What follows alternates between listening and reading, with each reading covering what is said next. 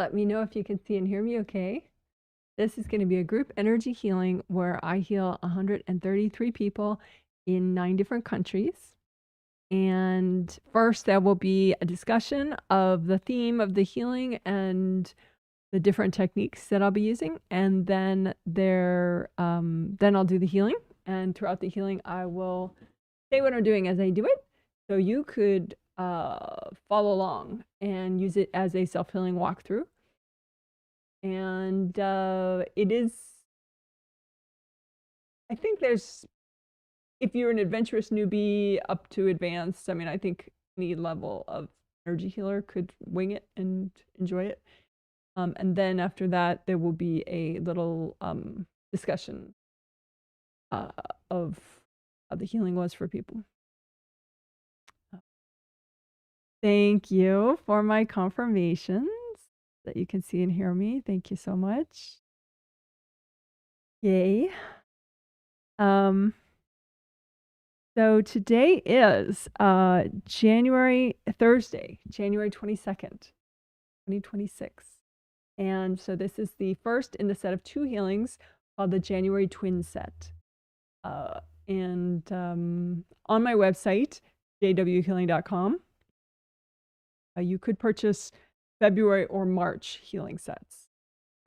Each month I do a set of 3 healings and then a set of 2 healings. So you purchase them as a set, and the prices are, I think, as reasonable as I can make them. And so you could check that out if you want. If you just are finding me now for the first time, it's too late to buy this healing set. But like I said, next month's sets are on the website. And this is my little guest host, Felix, our giant kid, who is only 9 months old, and he's enormous. He's already the longest cat we've ever owned, like a slinky. He has a very long body with very long feet. Aren't you a sweetie? Yes, you are. Yes, you are. Okay, so he will not be assisting me in the healing. Just momentary guest appearances. So, what are we going to do in this healing? So the theme, be decisive, clarity, and action is the main theme. And then there is a sub-theme of strong boundaries with group fear, which should be good. Part of that is like not letting politics get to you, basically. But you know, different types of group fear. You know, but anyway, so I think there is part of what I have planned that will help you clear fear, but more we're going to be working today on the showing up and decisiveness, taking action, clarity, that type of idea is going to be more today. But as usual, there's going to be a lot of thorough essentials work, grounding or repair, creative ring repair, chakra repair, and back of head stuff repair. So that helps with focus and sleep and general be your best kind of stuff. Be best. So those are the 5 essentials. And so of course we'll do those. But then now I'm going to explain what we're going to do after the 5 essentials for the rest of the healing.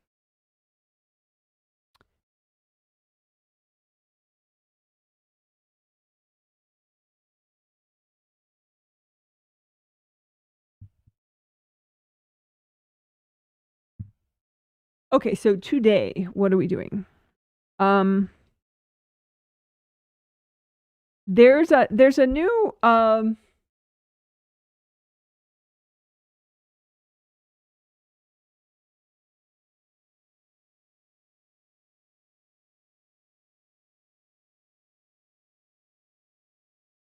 it's somewhat technical, but actually how we're doing it is very non-technical, so don't be scared away by it. But I'm calling it BBT or BBBT or bye-bye being tunnels. So you are a giant eternal spirit, right? You are a spirit. I am a spirit. We are eternal spirits. There are teeny weeny little spirits in comparison to us, which I call invasive beings. And those beings can hype up fear and drama and start taking advantage of if your energy's run down. And so it's nothing to be afraid of, but it's great to clear stuff like that out of your space. So I just call those invasive energies invasive beings. Sometimes they're invasive people, but these invasive beings that I'm calling are just little spirits that are pesky and have nothing better to do than make trouble. So sometimes they come in through a tunnel into your space. And so I'm playing with a new technique, which is super easy to do, which most likely will get rid of all the being tunnels at once. So I'm really looking forward to trying that today. So I don't know if that'll be the first thing I do as far as all the extra techniques or you know where the order it will be, but I will, when I do make the being the titles, the banners, I'll call it that, BBT, bye-bye being tunnels. But it's super easy to do. Anybody could do it. You're basically using gold light in a sort of a strategic way, so it's very cool. It should be pretty fun actually to try it out. So that's that. That's one of the things we're doing today. That's probably well, actually there are a couple new things we're doing today. So that's one of the sort of new things that we're doing today. Let's see.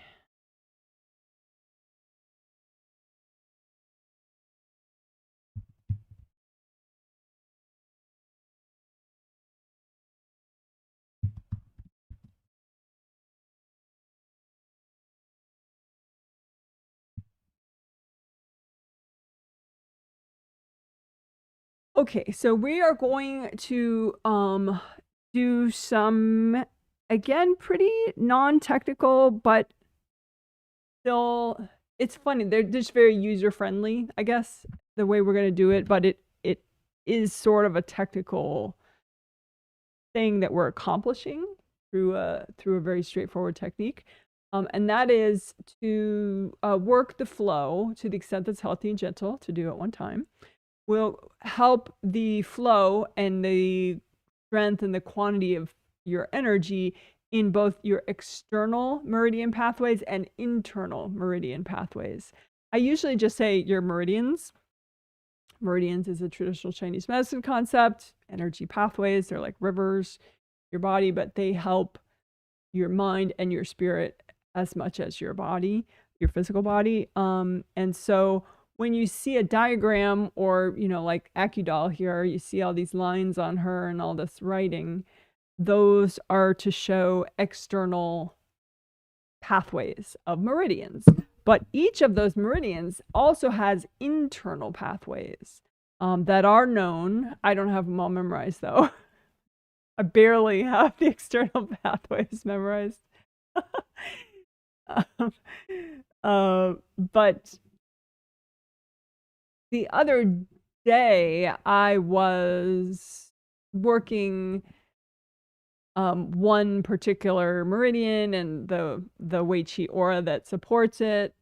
And then I healed without, you know, exactly envisioning the actual pathway. I healed and unblocked the internal pathway of that meridian as well. And I felt a surprisingly big difference. I was like, "Ooh, wow, that really helped." So I think it should be interesting to feel. I mean, in part, if you've been doing my healings and stuff, we tend to focus on, you know, how the meridian looks, the external pathway, you know, like, you you know, like right here. So these are external pathways. All these acupuncture points, those are, you know, acupuncture points or little mini chakras, you know, minor chakras on that pathway. But each of these meridians also has, so those are external pathways that you see, you know, mapped out. But then there are also internal. Each meridian also has internal pathways, but obviously you can't needle those directly. But they figure out ways to do it where, like, you know, if you needle this point, then it helps the internal pathway, blah, blah, blah. But we're not going to get that technical. We'll just imagine a river representing external pathways of your meridians, so the external branches of your meridians, and then one river representing the internal pathways of your meridians. And that should be interesting to do it as two different rivers, so then you can kind of see, because I think you know, for me, the internal pathways needed more work than the external pathways. That could be universal. I don't know. Or maybe it's just because I have, as an energy healer, healed the external pathways specifically. But anyway, blah, blah, blah. It's just a cool way to help your meridians, which can help your physical body as well as your mind and your emotions and your spirit and all that good stuff. So that'll be interesting. And, you know, as always, I have, you know, I'm healing 133 people. So, you know, some people have chronic illnesses, some people are temporarily sick, some people are perfectly healthy right now, but, you know, they probably have different meridian weaknesses anyway, you know, so it's going to help different people in interesting. So I would appreciate your survey feedback on, you know, the post-healing survey feedback. Like, I'll send out the surveys tonight as usual, and then, you know, if you could fill them out Friday, maybe like the first half of Saturday, so I have time to read them on Saturday before the Sunday healing. But that should be interesting to see how that is for people. And of course, that's something you can do on your own, you know, later. You can do two rivers, like if, say, you want to help one meridian in particular, say like your stomach meridian, you could imagine one river for the external points of your stomach meridian, and one for the external pathway of your stomach meridian, and one river for the internal pathways of your stomach meridian. But we're not gonna isolate one meridian. We'll just do all external pathways as one river and all internal pathways. But, you know, you're welcome to play around on your own too.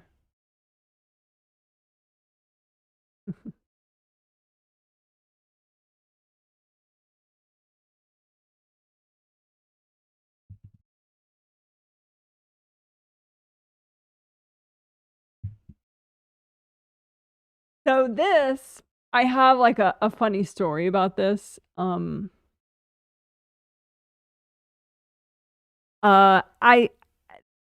I was meditating, you know, I meditate at like different little times, you know, sometimes I'll meditate in a big block of time, but other times there'll be like a little bit here and there, you know. And there was this time where my awareness was probably on the better. It's like sometimes, you know, you're not as aware, you know, but you can still do all these techniques. Even if you can't see anything, you can't, you know, whatever, they still work, right? But, you know, sometimes if you do meditate all different times and stuff, sometimes you feel like your vision is way better, you know, than other times, you know, and that's fine. That's normal, you know, nothing to be freaked out about. And, but so AA conflict resolution flowers, okay, that's angel assisted conflict resolution flowers, right? So they're healing energy flowers. They're flowers made out of universal healing energy that you tune to a vibration that you think somebody that's, you know, say somebody that's mad at you, you know, and it keeps whacking you, right? So you make these flowers for them. And I know that, you know, I do have a very small percentage of clients, like just like a handful maybe, that refuse to give any energy presence to someone that's whacking them. Like they really are like rigid, like there's no way that's like over their dead body they're ever gonna do that. Which, good luck with that. This is a really good technique to help, lessen conflict spiritually. But anyway, so there is this short video in my short video playlist on my YouTube channel page called AA Conflict Resolution Flowers, where, you make these energy healing flowers as a present for someone who keeps whacking you, and you tune it to just the right vibration that you think might help them, genuinely help them.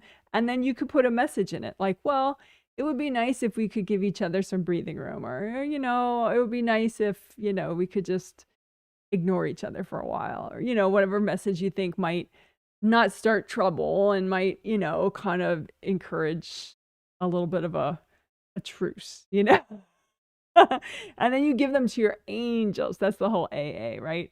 Angel assisted conflict resolution flowers. You give them to your angels. You say, angels, can you check these? And only deliver them if they'll help the situation, right? And that's an excellent safeguard. So then, because sometimes people are so triggered that even giving them a present is going to make them whack you more. But your angels know all that. So they would only give them if they're going to help when you say that part, right? So I made angel assisted conflict resolution flowers for my genetic father, who is really very skilled at whacking, like really good at it, unfortunately. And so I figured, I haven't done that in a while. Let me do that. I'll make some angel assisted conflict resolution flowers. And so I gave them to my angels, and I said, well, can you only and it was like one bunch, of flowers. And I said, well, only give them if they're gonna help. And so my angels put them, at a respectful distance in front of my birth father, and he threw them at me. I saw them like sail towards me. And it was, honestly, it was kind of, this is gonna sound really geeky, but it was totally cool because I could see it. I was like, did you just do that? Like, I've never actually seen them be hurled back at me before. And they're just healing flowers, so it's not like it hurt or anything. I was just like, I was just kind of thrilled that I could see it. I was like, wow, that's really cool. So then I was like, well, what if I gave him 100 bunches of flowers? What's he gonna do to them, So I went and I made a whole bunch, and it was just easy. It's just energy. So you make a whole giant bunch. You say, angels, can you double check these and only give them if they're gonna help, right? So they gave these like 100 bunches of conflict resolution energy healing flowers with the message like, hey, it'd be good if we could give each other some breathing room, And he kind of raged out on the flowers and dove into them. He started wrestling with them and fighting them. But because they were tuned by me and the angels as healing flowers, as he's like raging on these flowers, he started getting healed. So then he started to look like sort of like a cat that's rolling on catnip, And so sort of like despite himself, he really enjoyed the flowers. But if I had just given him one little bunch, he would have just thrown it, or whatever. So I thought it would be a fun experiment that, if you have someone that keeps whacking you, or somebody that you just want to have better relations with, how about, and you can even have your angels like multiply the bouquet by 100 or by 500 or whatever, but, and only, say only give them if it'll help, and then they're not put in their space anyway. They're put way in front of them, they could ignore them if they want. But anyway, so I think that might be interesting for the people that like, oh, my mom always whacks me and she doesn't stop, and I do the conflict resolution flowers and it doesn't help. It could be maybe like my birth father that they like start raging on the 500, peace flowers, and it starts like helping them just by the sheer volume of the amount of these, angel adjusted flowers. So that's one thing we're gonna try. I think it'd be cute to try and funny. And maybe, if there's somebody who's been previously sort of immune to the effects of conflict resolution flowers, maybe this time it'll be more effective for those people. So we'll see. That's something cute that we can play with. And yeah, my birth father has not whacked me. It's been, like 8 hours now? Which on a healing day is pretty good for him.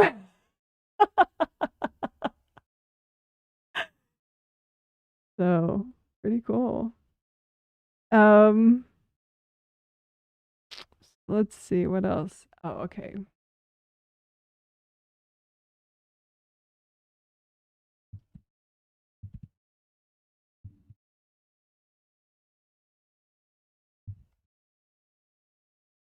So this is not new, but it's something we do fairly infrequently, but it's one of those techniques where when it works, if somebody needs it, it's really a very noticeable benefit to them.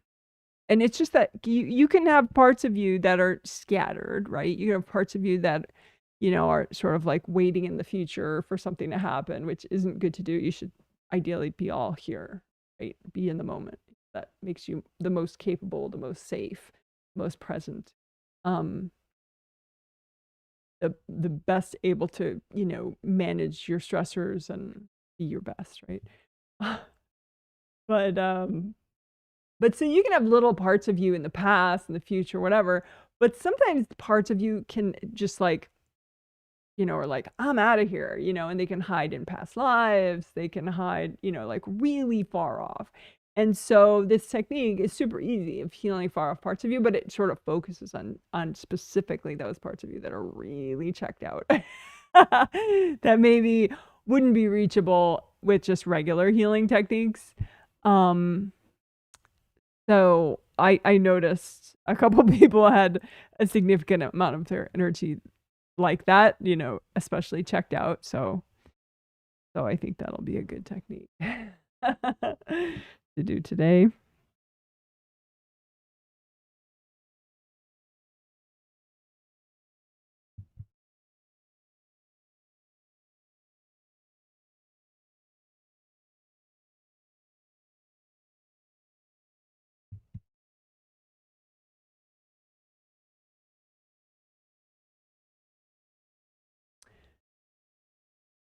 So this comes with a teeny bit of a story too. Not a long one though, by my standards.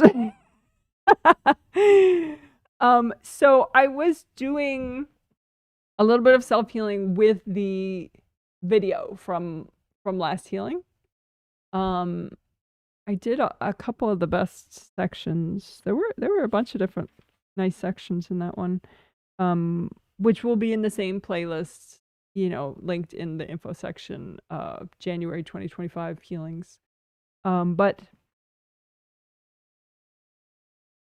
it was the Heal Mini You work that we did, where you just imagine little parts of you that feel different ways, and we healed the parts of you that felt the most stuck, the most confused, or the most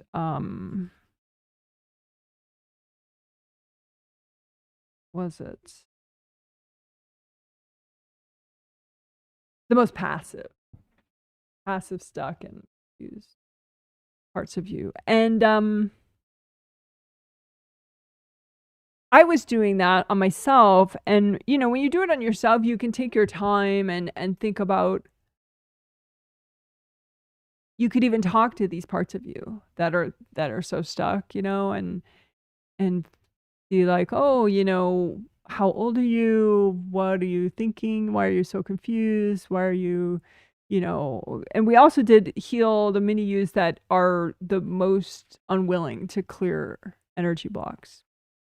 And that was the one that where I was like, it was very educational for me because I had these different parts of me that didn't want to clear baggage from certain times in my life because those parts of me were stuck waiting for someone to apologize, you know, someone that hurt you to apologize about it, or somebody that broke up with you to like validate like how you're so fabulous and they should never have left you.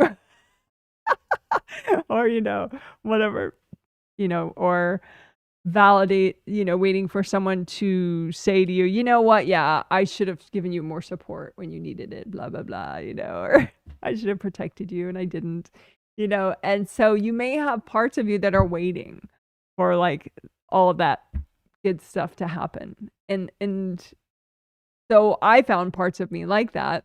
And I had to be like, you know what? We're almost 56 now. We can't keep waiting for that, you know, because it was like childhood stuff, college age stuff, you know. I was like, yeah, that's decades ago. I can't keep waiting for that. You know? And so then once I explained it to those parts of me stuck waiting, then it like cleared right away, and I wasn't stuck on it anymore. But I mean, I had worked those different time periods plenty in the past. So I think if we just single out the parts of you that are waiting for apologies, for validation, for support that you didn't get back then, you know, that that could free up an interesting amount of energy and, you know, help you get back from your energy so that you can be more decisive, clear, and take more action. So that should be interesting. So that's the gist of what we're doing today. That's all. So I'm gonna go ahead and look at chat comments.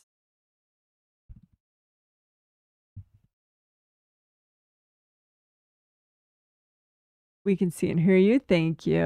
Hi, Janet. I can see and hear you well from D.C., Washington, D.C., the capital of the United States. Dark and dull over here. I'm sorry. It's dark and dull here, too, for sure. But I guess I should be grateful that it's not freezing cold like it is in other parts of the country. So I am grateful that it's not freezing cold here right now. Practicing gratitude. Oh, speaking of which, so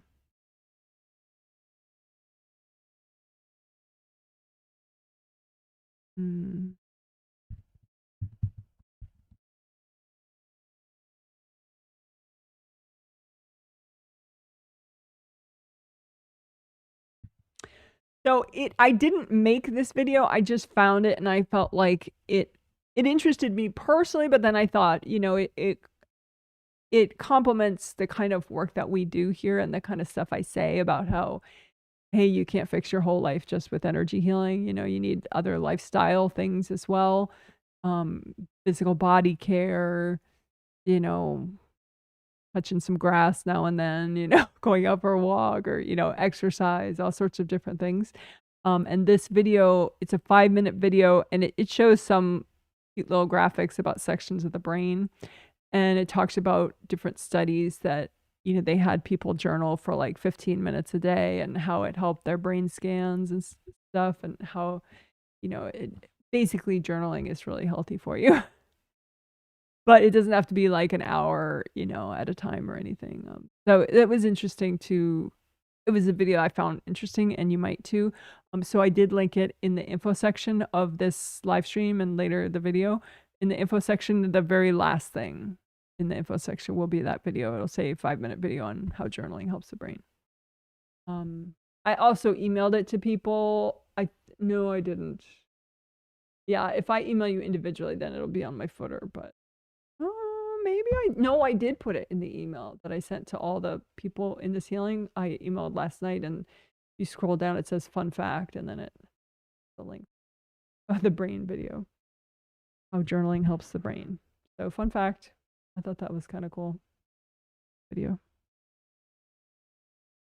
Yeah. Okay, more pre-healing chat comments. Thanks for the emojis. Hey Janet, I can see and hear you from cloudy Las Vegas. Cloudy there too. 58 degrees Fahrenheit though. That's kind of nice for January. Hi from Chicago. 18 degrees Fahrenheit and clear. We're supposed to drop to 5 degrees Fahrenheit. Oh my.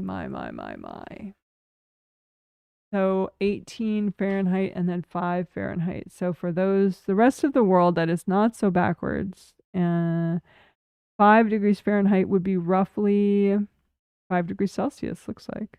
No, 25 degrees Celsius. No, negative 25 degrees Celsius. No.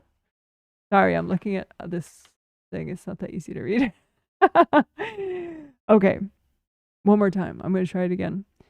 So, negative 5 degrees Fahrenheit. Oh, wow. So it will be in Chicago, negative 5 degrees Fahrenheit, which means negative 20 degrees Celsius, roughly. Chicago in January, folks. Somebody said in their survey that they never once, when they were in the PNW, they never once missed Chicago weather, which I can agree with. Yeah, Chicago weather is so extreme, but clear. I guess maybe you got some sunshine today. That's something. Anyway, I know you know how to bundle up and stay warm, so do what you do. Stay warm, stay safe. This says, thank you for the internal meridians. About time. You're welcome. My acupuncturist recommended a book, The Web That Has No Weaver. Yeah, I used to own that book. And that's where I learned about the internal pathways. I used to own that book and a couple other books. I gave them all away years ago, way before I started looking into energy healing. Meridians. If I had kept them, then maybe they'd be interesting to me now. I don't own them anymore. But there's enough stuff on just Googling around, or searching around on the internet. But yeah. Yep. Someone says, it seems external pathways can be needed so they are closer to the skin. Yes. And internal are deep in the body. Absolutely. Yes, absolutely. Yeah. External pathways are the ones where we see in all the diagrams that I show you.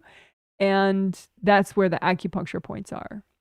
So you can needle the external pathways, and that's how you affect that organ system. So like if you needle external points or do energy healing on external, meridian end points of, say, the stomach meridian, you are influencing the internal pathway as well of that meridian and the organ that it connected to.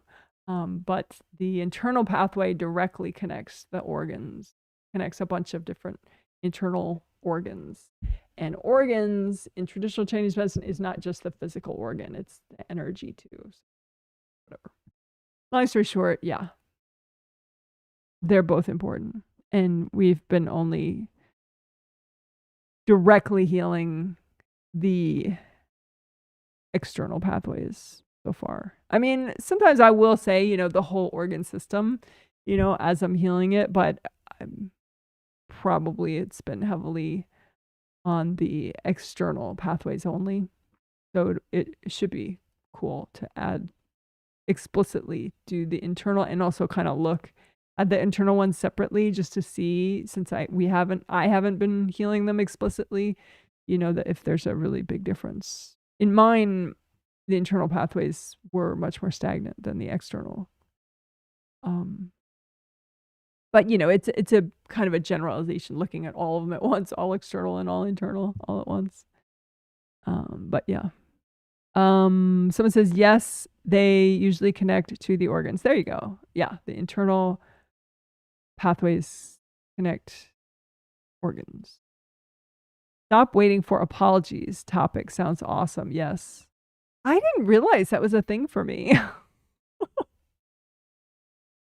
But I guess it makes sense though, you know, I mean, because there are little parts of you that are back there going like, you never said you were sorry, you know, and so you don't want to move on unless that person says they're sorry, you know, and then, but, you know, it's not going to happen, you know, so you got to heal that part of you so that you snap out of it. So yeah, I didn't realize that was such a big thing for me. Someone says, thanks, you're welcome.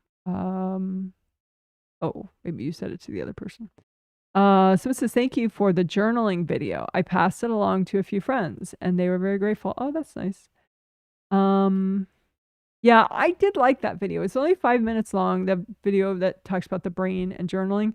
And it talks about 3 different styles of journaling, which, you know, obviously if you journal, you don't have to be so rigid, just write whatever you want, you know, but I thought it was interesting how they had studied the separate styles of journaling, you know, and shown what parts of the brain each one helps, and, you know, interesting.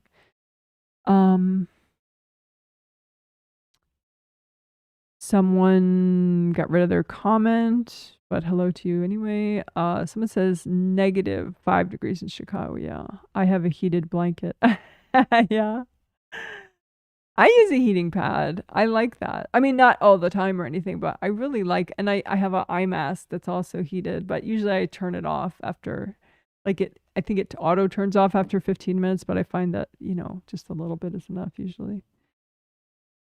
But anyway, yeah, heated things are nice. I don't have a heated water bottle, you know, like the old fashioned kind, because I figure sometime if there's a blackout that's kind of long, I might want to heat myself up when I'm sleeping, but I don't have one of those, but I guess I don't need one. It's just that out here we might have longer blackouts than when we used to live in a major city. But anyway, someone says, hey, Janet, can see and hear you from sunny San Francisco, 57 Fahrenheit. Well, that sounds lovely. Someone says 15 degrees, snowy all day in Michigan. Feeling quite grumpy. Big blocks are on its way out. Yes. Grumpy can be blocks, but grumpy is usually something extra. So it could be cords going into your energy blocks so that they're kind of supercharged energy blocks, or it could be wax, you know, like your ores are ripped up also. If you just had energy blocks, maybe you'd feel tired or distracted or something.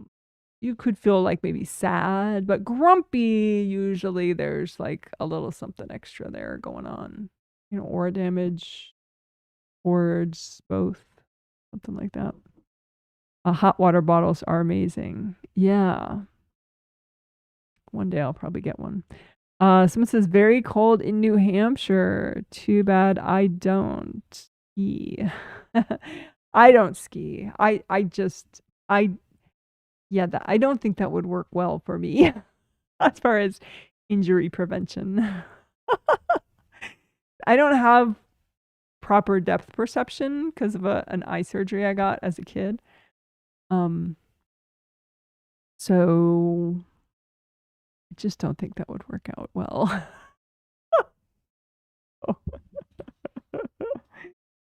So that's fine. I'm okay with that. But for those that do love skiing, that's good for you. Don't want to rain on your parade. Skiing party.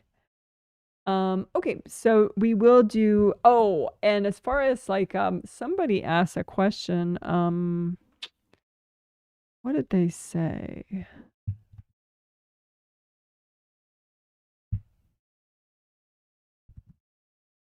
They said, like, are you still in their survey? They were like, are you still gonna stay by this new start time, or is this temporary?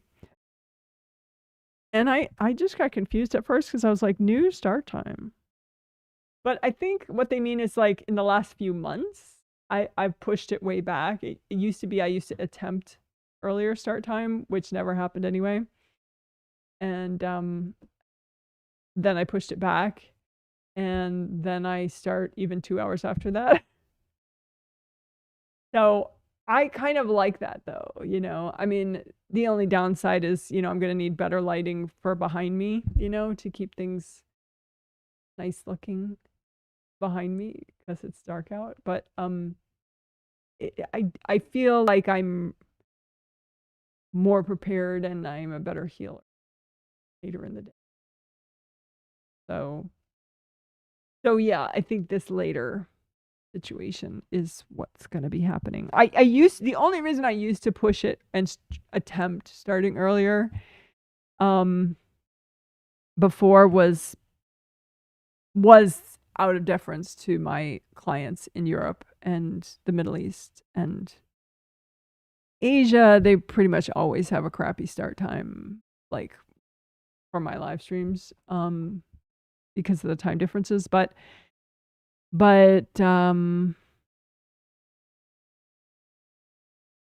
anyway, yeah. So this the start time that I had today is probably pretty typical.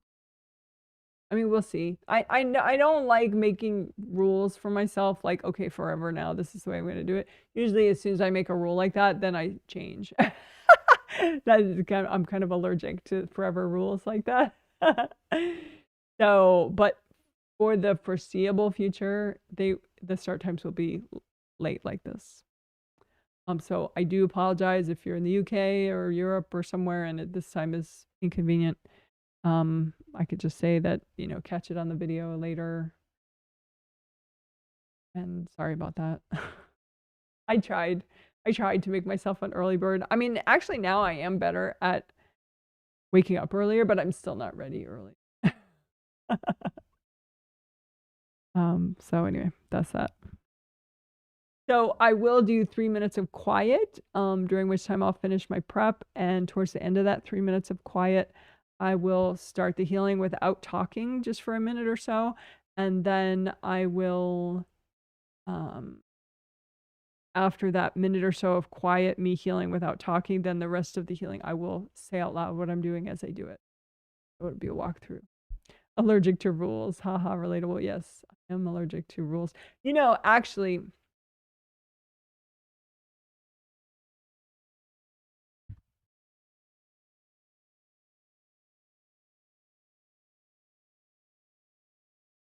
I'm allergic to forever rules. Like, this is how I'm going to do it forever. But I have discipline. We did I think it was in November of last year, we did a whole month on discipline. And that really helped me. So I do have some rules that I do for myself and patterns and, you know, things. So I didn't used to, because when I was growing up, there were all these rules that I had no control over that were sort of put upon me in my life, that, you know, I was never consulted about and, you know, had nothing to do with what I wanted. So for decades in my life, I was very anti-rules and anti-structure. But then just pretty much recently, you know, like second half of last year through now, it's like I'm realizing like, okay, I mean, I knew it before, but now I know it more, like on that level of discipline of like, you can make your own structures to protect yourself, like, because you know your strengths and weaknesses and you know your goals, you know what matters to you. And so you can make rules to kind of keep you on track, you know, and that is something that I do much more now. Although I have had eating rules that have worked very well for me that I've had for like maybe 2 decades or so. So the food related rules I've had for a while, but other, you know, behavioral, like about exercising or bedtime and all that, you know. I like that stuff more now because it's very customized to what's good for me, like what's really going to help me to be healthy. Because, like, you know, I'm almost 56 now, and as you get older, you realize like you can't just phone it in as far as your body, you know. So I'm getting much more rule oriented as far as like my goals and stuff for fitness and hydration and sleep and so.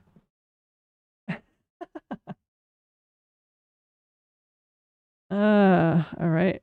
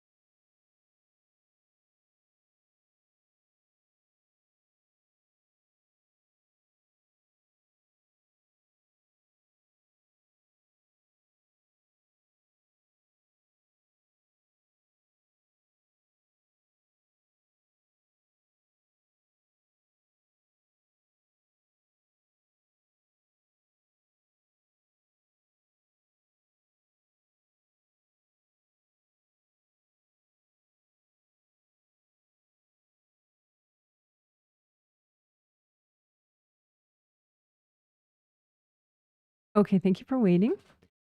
So first let's just do a kind of an all-in-one healing that does not have a lot of technical detail. It's just healing everything. And then we'll do the detailed work after that. So let me make the camera bigger.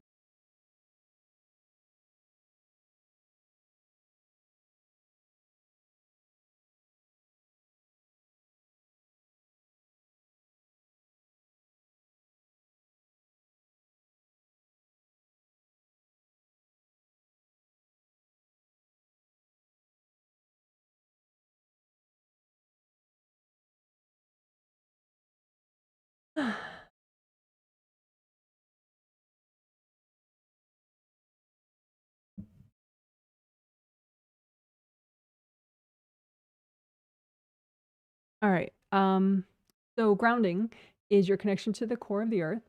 So you already have grounding, but it might be blocked, it might be too narrow. So you could just get rid of the old one and make new ones. Make two, one for your physical body and your physical body aura, and then a different one for your spirit body, the part of you, your astral body, the part of your spirit that comes in and is present, and your astral body aura. So both your groundings, make them nice and wide as all your auras, and wide all the way down to the core of the earth, and bring them up high as your third chakra. Your third chakra is below your bone right here. That's your sternum. So right below where that ends, that's your third chakra. Third chakra helps you have good sleep, helps you to take action also. So bring your grounding up that high. So go ahead and experiment with different colors of grounding. You can make both of them red. See how that feels. You can make both of them orange. See how that feels. And make both of them yellow. See how that feels. So see which one helps you to release the most, because that's one of the most important aspects of grounding. It helps you to just let go of energy that's not yours, energy that might be disturbing you in some way. You just let it wash down your grounding. And then you can make a copy out in front of you of your groundings and comb through your groundings with gold light from your hands.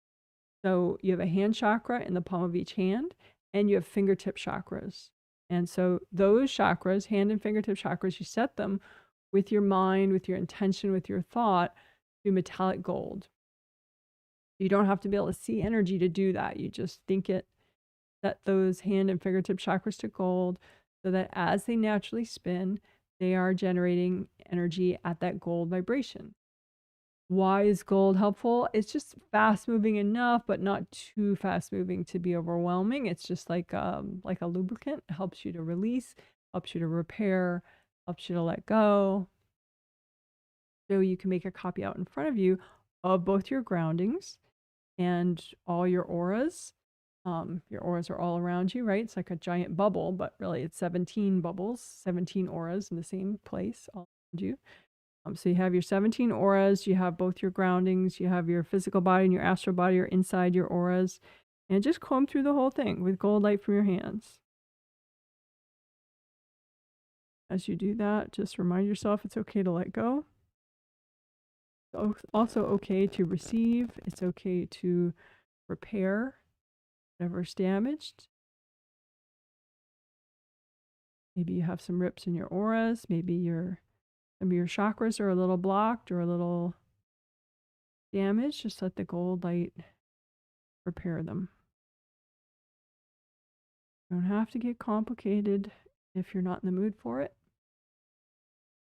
Things really simply like that.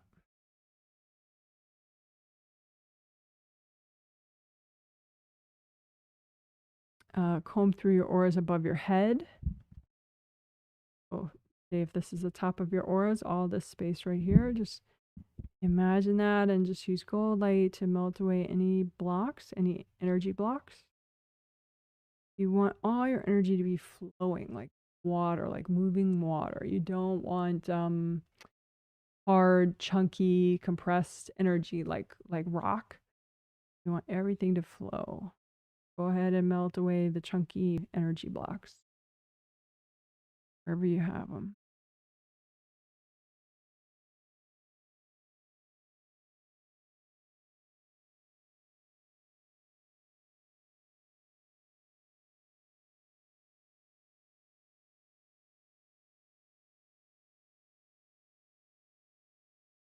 And you can think of maybe, a situation that is stressful to you, and just find the chunks in your auras and in your grounding that trigger during that time, and melt away those chunks. Because how you perceive a certain situation is dictated by how present you are and how flowing your energy is, how flowing your grounding is. So as you imagine that situation, stay here and just find the clogs, find the blocks, and melt them away. You want to melt away the blocks associated with a certain your recurring stressor. That way, next time that situation occurs, there's not as many energy blocks in your space to get triggered. Right? So that's proactive clearing. Right? And you might be currently stressed out about something, you know, maybe political, maybe about work or a personal relationship. So just find those blocks and let them melt away with the gold light from your hands. Melt the blocks away. And if something isn't melting, just say, angels, can you help me clear this?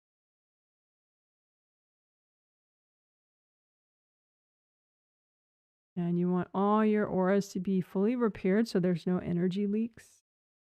And you want all your chakras to be full. You have major chakras along your spine, but then you have other energy centers everywhere in your physical body and your energy body. So just use the gold light and your intention and just let the chakras get repaired. Energy pathways, let them get repaired. And again, unblock your grounding, both your groundings.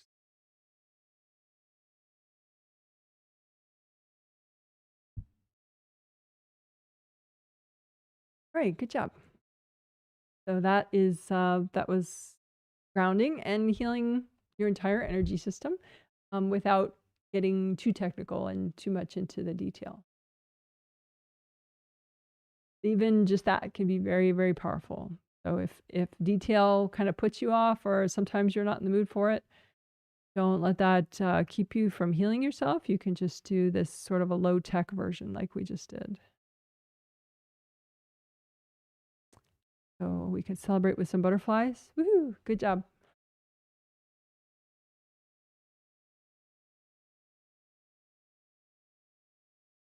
All right. So now we can do the more technical version of the, we did grounding, so the other 4 essentials, aura repair, creative ring repair, chakra repair, and back of head stuff. So this will be more techy, more technical, mentioning technical details for those interested.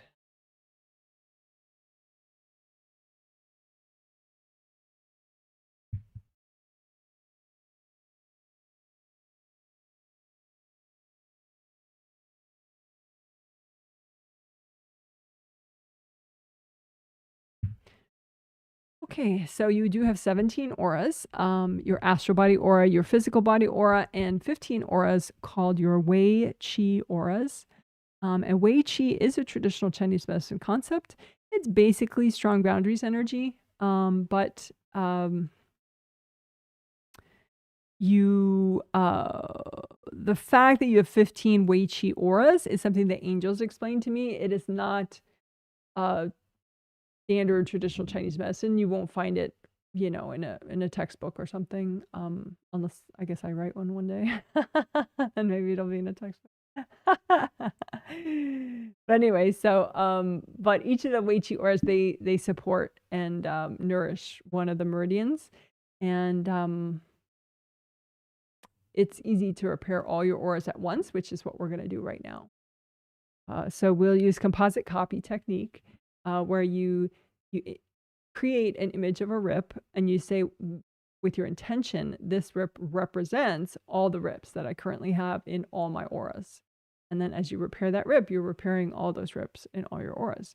That way you don't have to find the rips. But you could, you know, if you're combing through a copy of all 17 auras, you could find like, woo, I think right there behind my, you know, behind my left shoulder, there's a big valley there that shouldn't be there. Okay, let me, you know, and so you can do the same process we're going to do. You could do like locally for, you know, a gash that you found on yourself.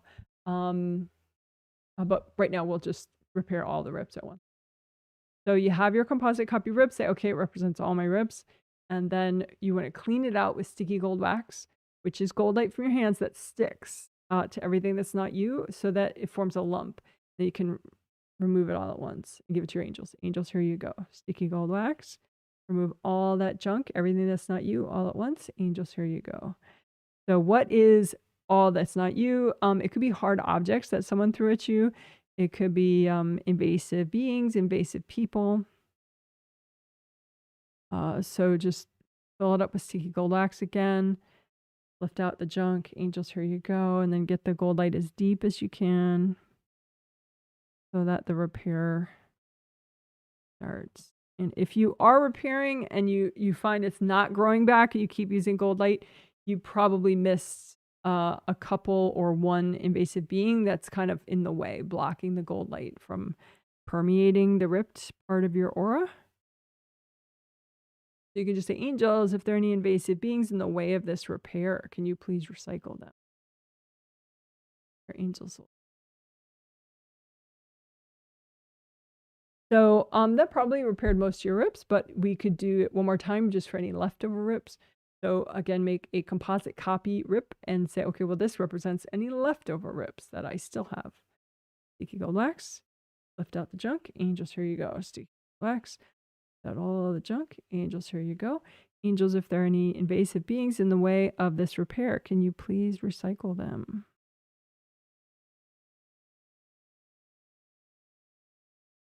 Then the gold light makes good contact with the ripped parts and rips start going back and repairing themselves.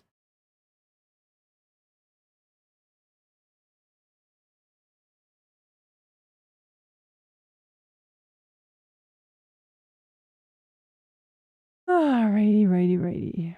Good job.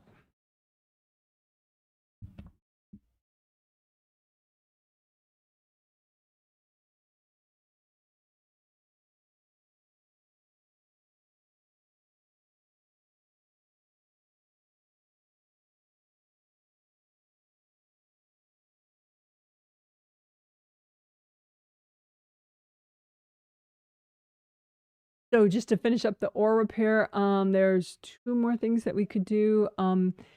The Wei Qi auras, they are filled with gold light that you're generating, and how you're generating it is that each of those Wei Qi auras has 3 gold mesh spheres within it. And those gold mesh spheres generate gold light, so that's how they're all gold and flowy. So if you get rips in your Wei Qi auras and you repair the rips, sometimes the gold mesh spheres don't grow back into that area, so you'll have a gap where there's no gold mesh sphere.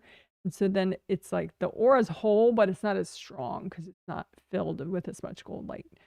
So you can just imagine all your auras, including the 15 Wei Qi auras, and just use gold light and have it go to any spot where there's, you know, the Wei Qi gold mesh spheres need to grow back, just so that they start to grow back. You want those gold mesh spheres to be continuous all around you with no gaps.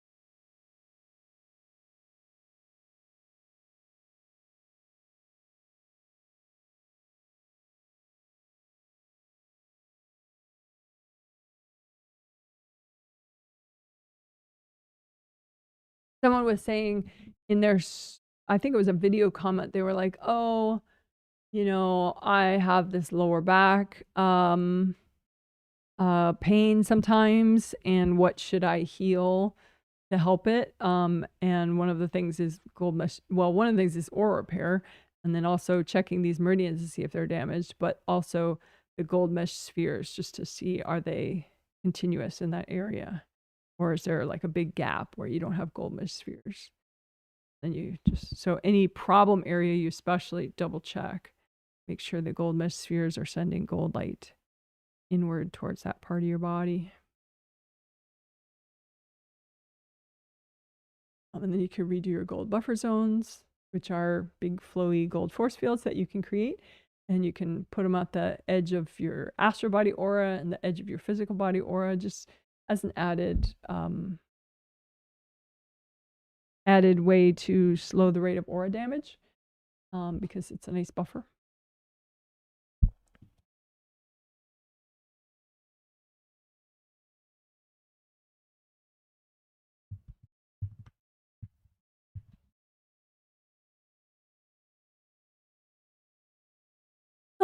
So creative rings are up here, 1, 2, 3. And there are 3 gold rings, and they generate gold light also.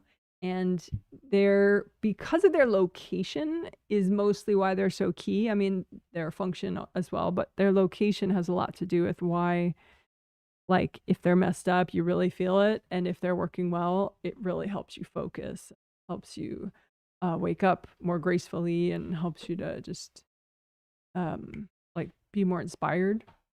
Because your 7th chakra has a lot to do with focus, and that's just right below them in the top of your head. And then your governing vessel meridian right there goes through that area. And then GV20, the point, the uppermost point on that governing vessel meridian is really important. Helps you with just like, I don't know, like feeling like sort of a Zen self-mastery kind of feeling. Really cool. It's a good complement to the 7th chakra, which is also in that area, and how that helps with confidence and goals and identity and all sorts of stuff. So anyway, it's an important area. And so your creative rings are right above there. So if they're banged up and people are courting them, or beings are courting them and sending all sorts of weird energy, then it's like, it's just not a good area to have whacked out. So let's repair it so it does its job and you'll feel great. So make a copy out in front of you of your 3 gold creative rings, and use gold light from your hands and repair and unblock these creative rings.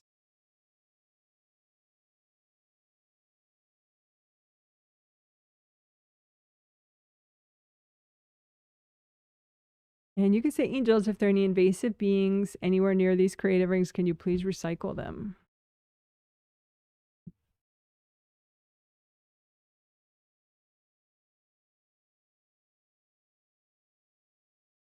You can melt cords from people going into these creative rings.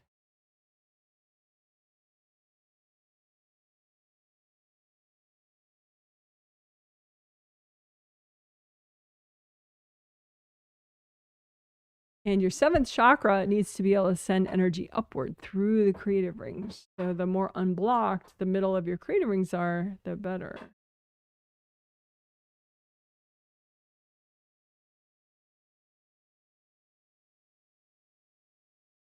And you can have little bits of damage, like little cracks.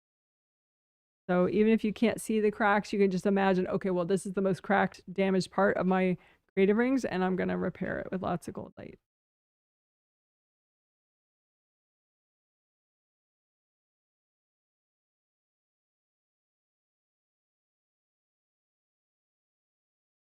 And you can use sticky gold wax to just get rid of junk around your creative rings. So sticky gold wax is gold light for your hands that hardens and forms a clump on anything that's not used. So you remove it all at once, right? So your creative rings are there, sticky gold wax, the whole thing, inside, outside, all around them. Have that sticky gold wax stick to everything that's not you, that's healthy and gentle to get rid of right now. And you lift out all the junk all at once. Angels, here you go. Sticky gold wax, your creative rings. Lift out all the junk at once. Angels, here you go. See how that feels?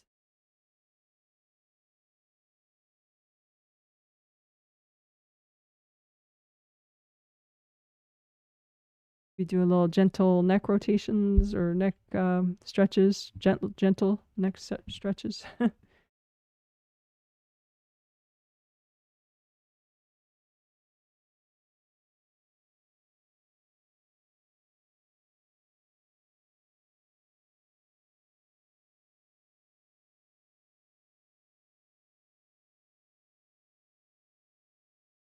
Sometimes you can have energy blocks around or above them, above your creative rings.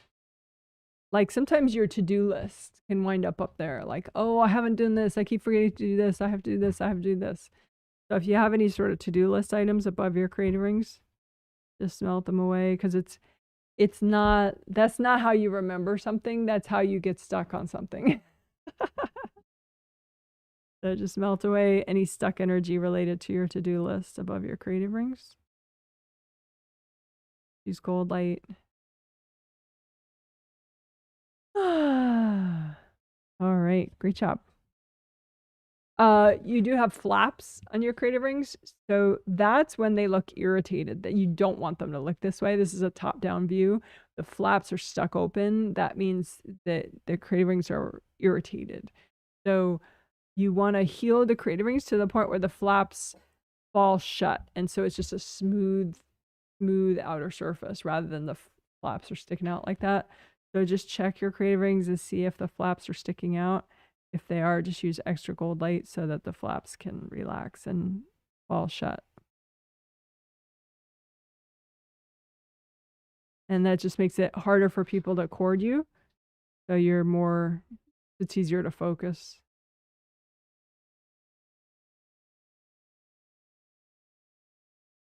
All right, good job.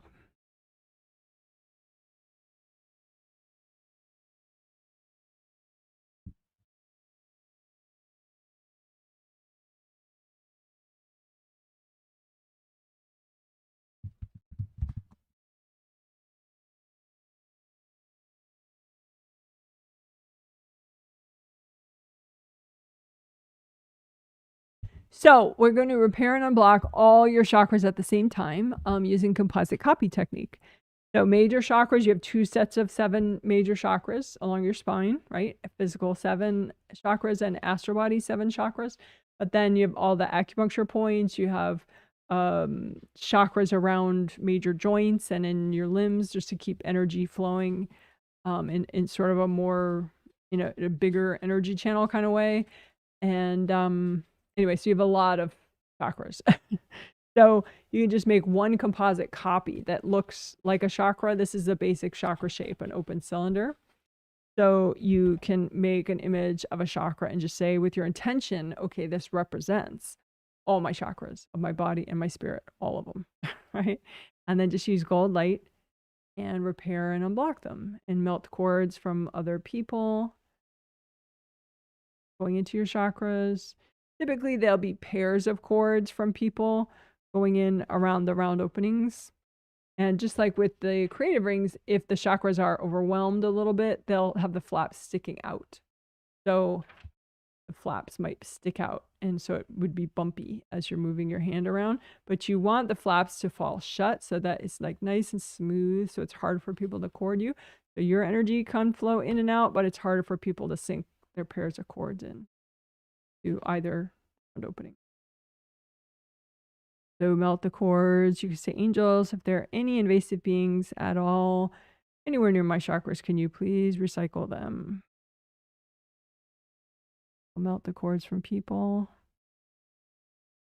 Only cord that I would say keep is if you are a young kid, you keep the cord to your parents. First chakra cord to your parents.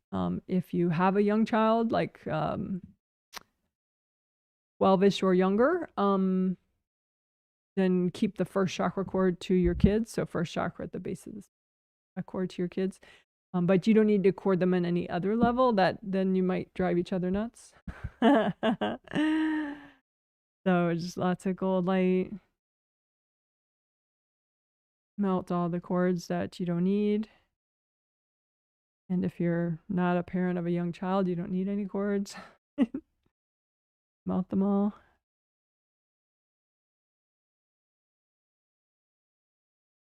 And repair any damage. You can have little cracks or chunks missing around the round openings. So you could just so much gold light that repairs.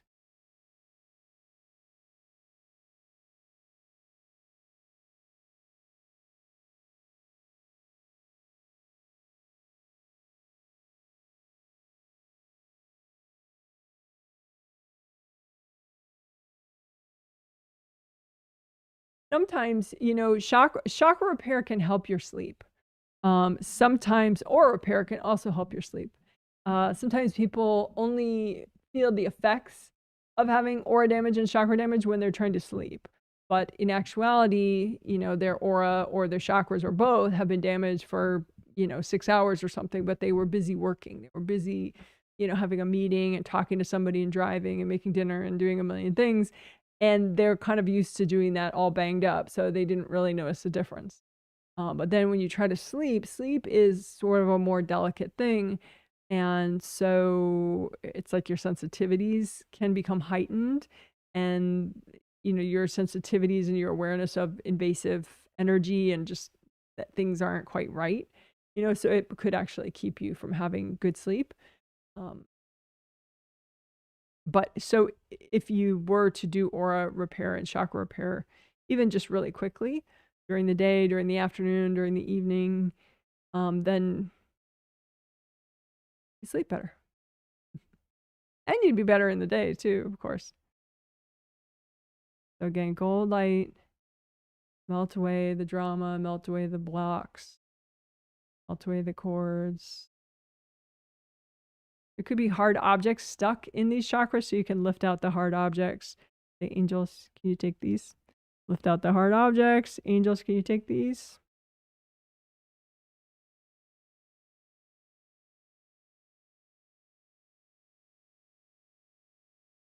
And angels, if there are any invasive beings messing with my chakras, can you recycle them?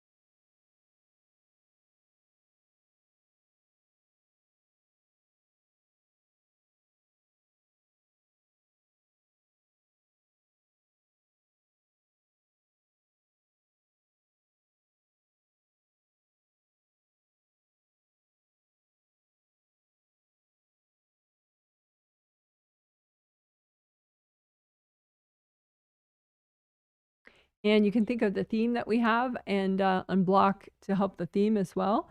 So you can lift out any energy blocks that are healthy and gentle to get rid of. That would help you. If you cleared them, they would help you with decisiveness, taking action, having clarity. So lift out all those blocks in the way of that are healthy and gentle to clear, and use so much gold light that you melt the cords and you melt the blocks. Okay, lift out the blocks in the way of the theme. The decisive clarity and action, right? So lift out the blocks in the way of that are healthy and gentle to get rid of. Use so much gold light, melt the cords from people. You can say, angels, if there are any invasive beings hooked into this junk, can you recycle them? So much gold light that it all melts. Nice deep breath.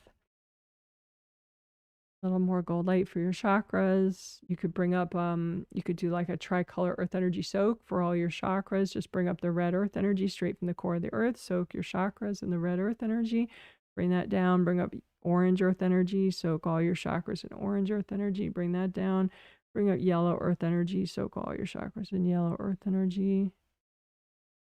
That down. You can bring back up earth energy in general. You don't have to think of the color. Just let it be whatever color each chakra needs. And then use gold light.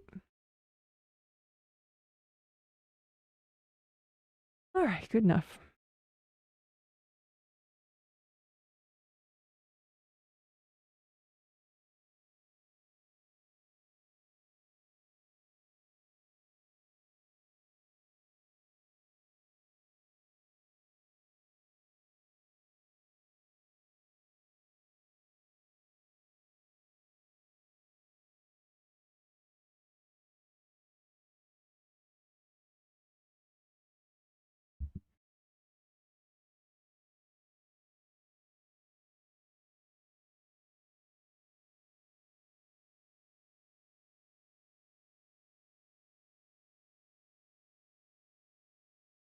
Okay, so we do a lot of important work here in the back of the head, but I was thinking it would be nice to do a quick walkthrough that is very low detail, so that, if you just are not in the mood to learn all the technical stuff, you can still use gold light and your intention and angel help to work this really important area behind the head, in order to help you with focus and sleep and all sorts of good things. So we'll do this low detail version of working the back of the head stuff. And then after that, we'll do a more detailed version for those that want it. And, for me as a healer, because I need to heal people more. Okay, so for the back of the head stuff, you just imagine a copy out in front of you of the back of your head, and your aura is behind there, right? Because your auras wrap all around you, 17 auras. And so this part of is what we're going to be healing. the energy centers and pathways right here along the back of the neck and the back of the head, and your auras right behind there, all the way back there to the edge of your auras. Okay, so that's what we're going to be working. So you just use lots of gold light. Imagine, you know, behind your head. You can even scoop through your head, you know, because it's just energy hand, right? Gold light, scoop through your hand all the way out, comb through all your auras. So using gold light from your hands, right? Gold light from your hand chakras and your fingertip chakras, set those to a metallic gold color with your intention.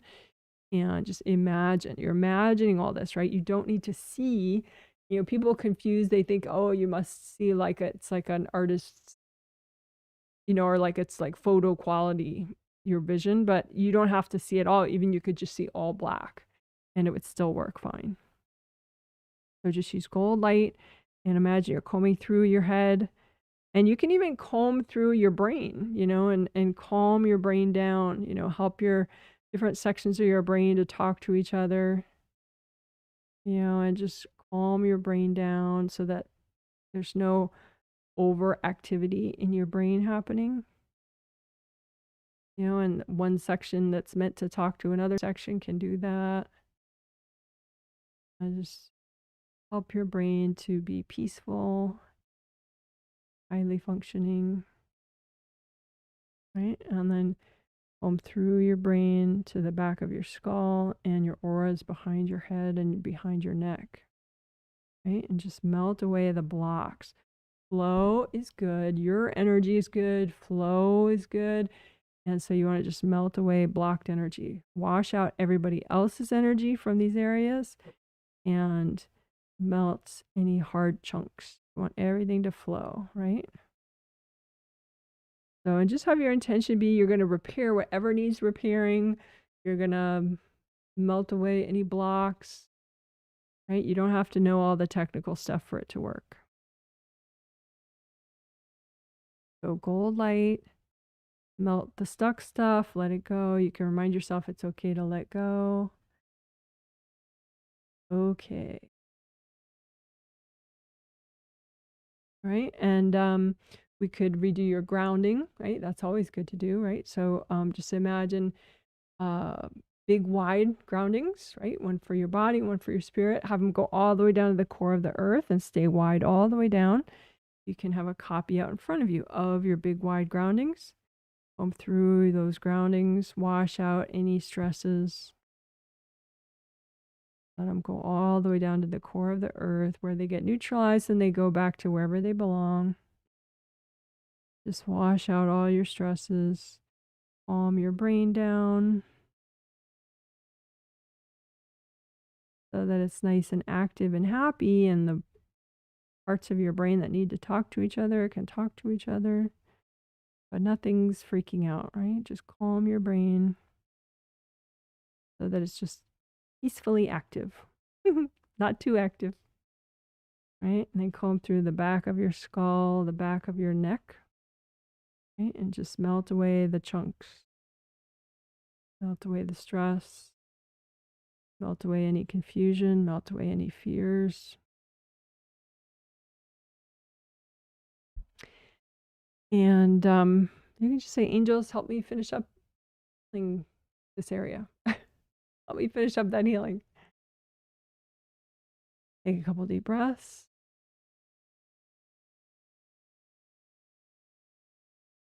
All right, good job, good job. Celebrate with a little gold confetti. Woohoo! Good job.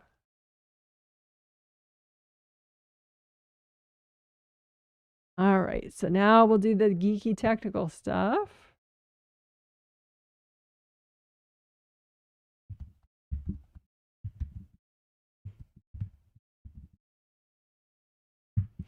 So it's basically what we just did, but more technical, more detailed. So these are traditional Chinese medicine meridians, right?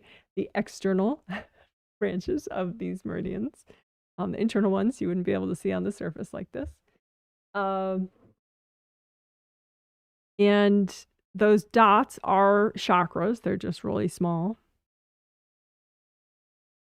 but you can use gold light. And all these meridians, they should be like red flowy tubes with red flowy life force, your life force and your body's life force flowing within them, right? So red flowy tubes with red flowy life force.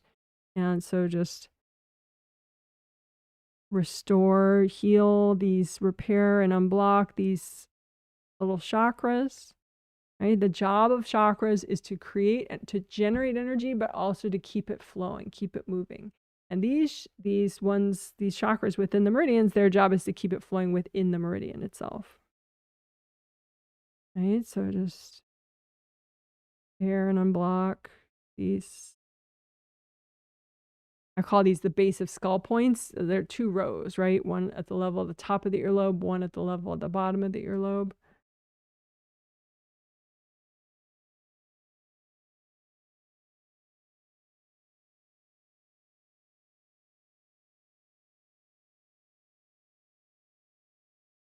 Yeah, we can just, for fun, we can quickly do the other points that we see below the neck there, just upper back points that you see in the diagram. We can quickly do those. Why not?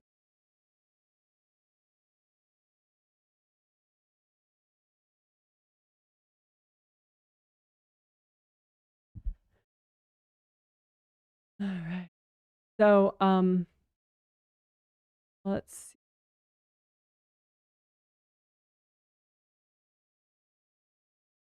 So the 5 auras relate to those meridians that go through the base of the skull.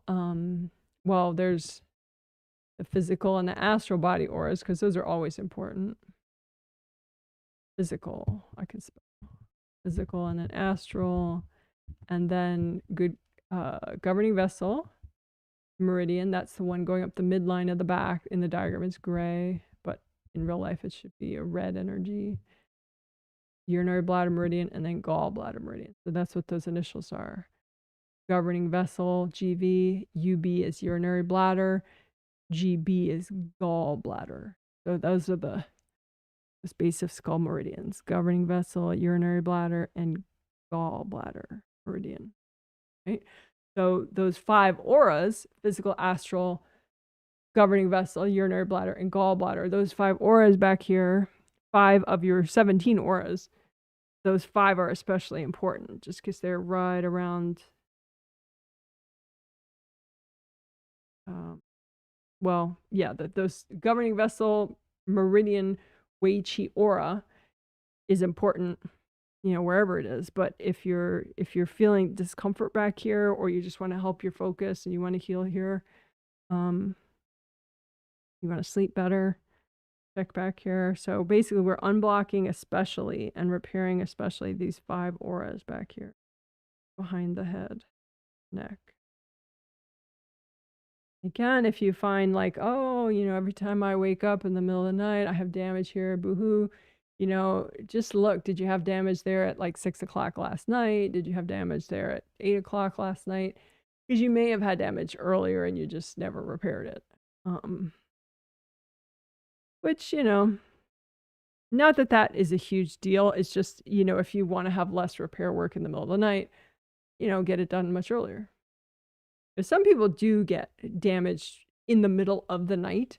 You know, they'll get into some astral argument with a relative or something. But a lot of the people that mention it in their surveys, their damage actually was from like, you know, 6 at night, or 4 at night, or 4 in the afternoon, or, you know, 8 at night. It wasn't actually damage in the middle of the night. It's just that's when it became inconvenient for them because they couldn't get back to sleep.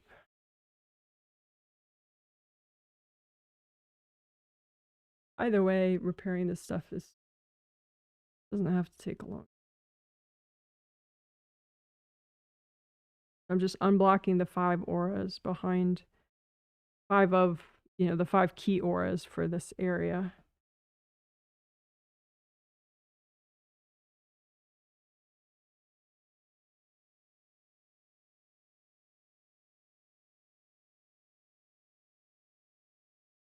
And if you're finding that you have a relative that, you know, keeps giving you a headache because you keep whacking, you could be missing something. Like maybe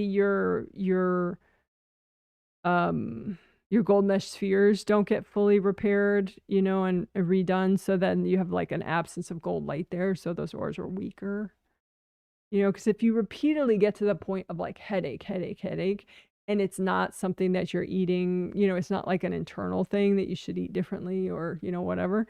It could be just that your auras here are too weak. Maybe you're missing some energy blocks, the 5 auras, you know, that are the most key for that area.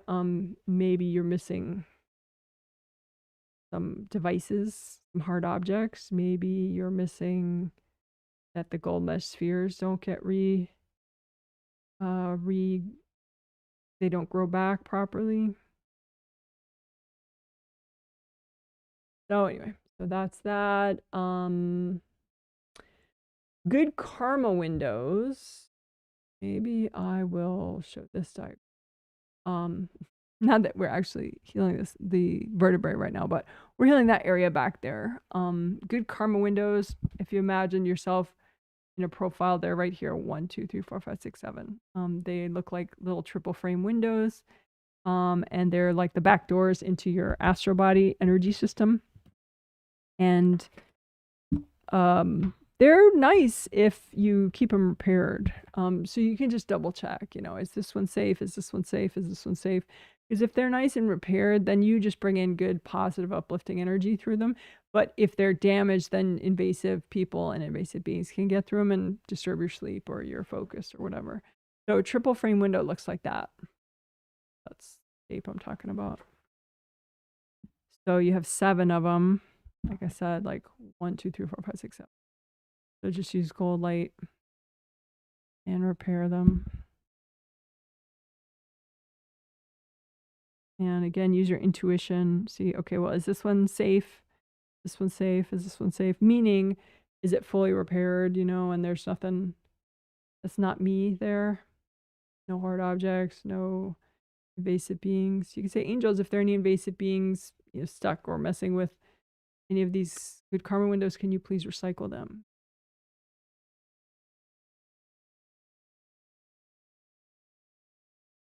You might have some hard objects like long spears sort of stuck in that area. So just lift out the hard objects, give them to your angels. Angels, here you go. Lift out the hard objects. Angels, here you go. All the hard objects. Angels, here you go. Here. Now that the hard objects are gone.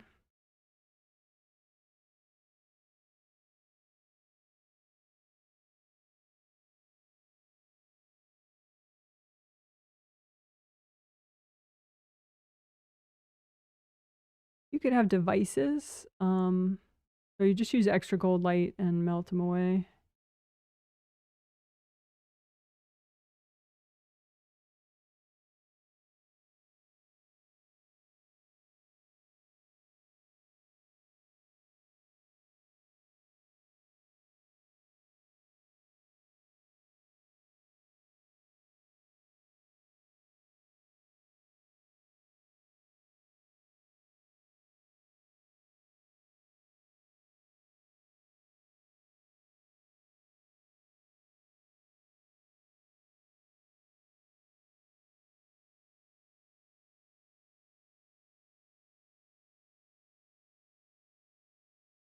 All right. So, good enough.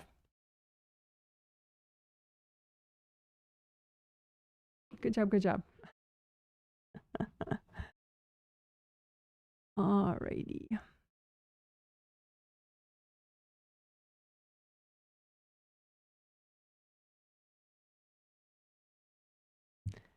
So we have finished the 5 essentials. And what we did differently today is we did a low detail version of the back of head stuff before we did the normal technical version of it. And then we also did a low tech version of grounding plus heal everything all at once.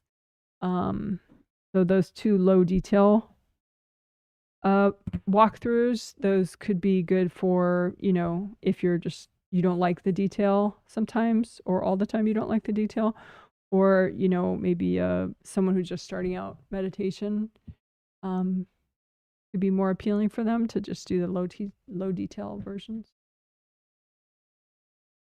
Oh, right.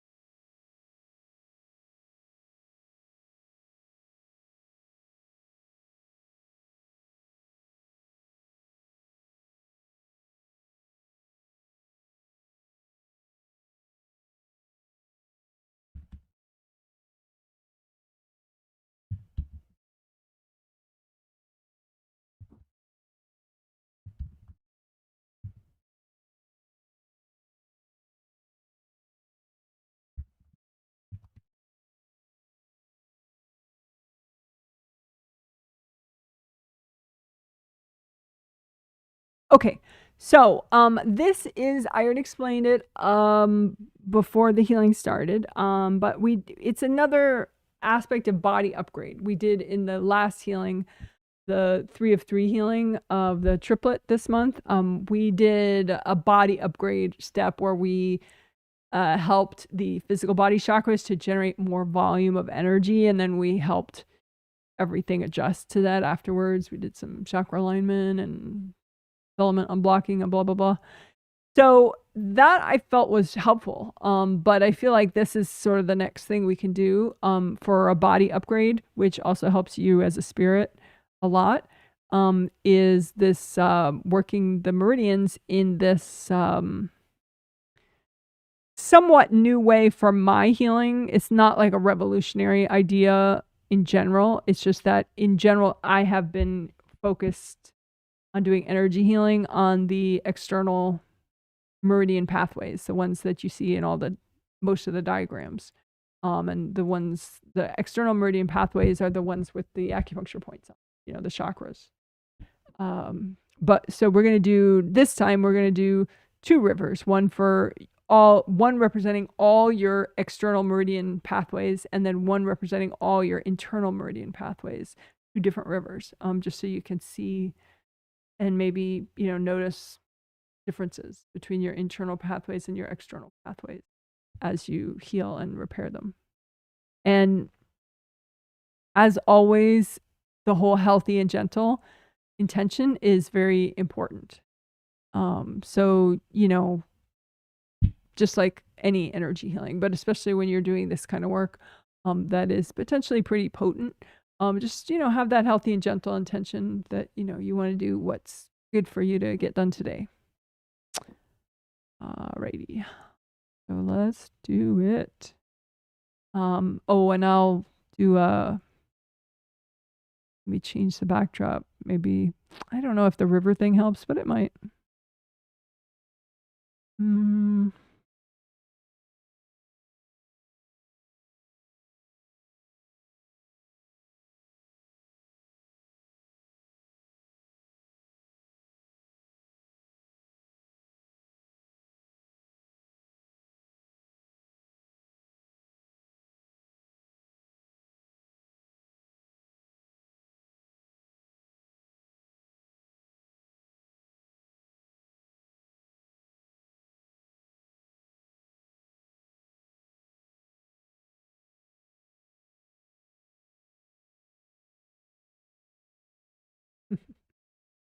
Okay, cool.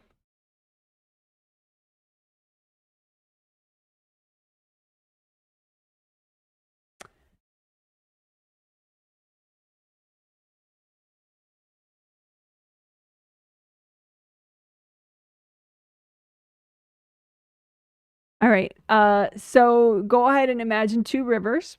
One represents all your meridians, your external branches of your meridians, all your meridians.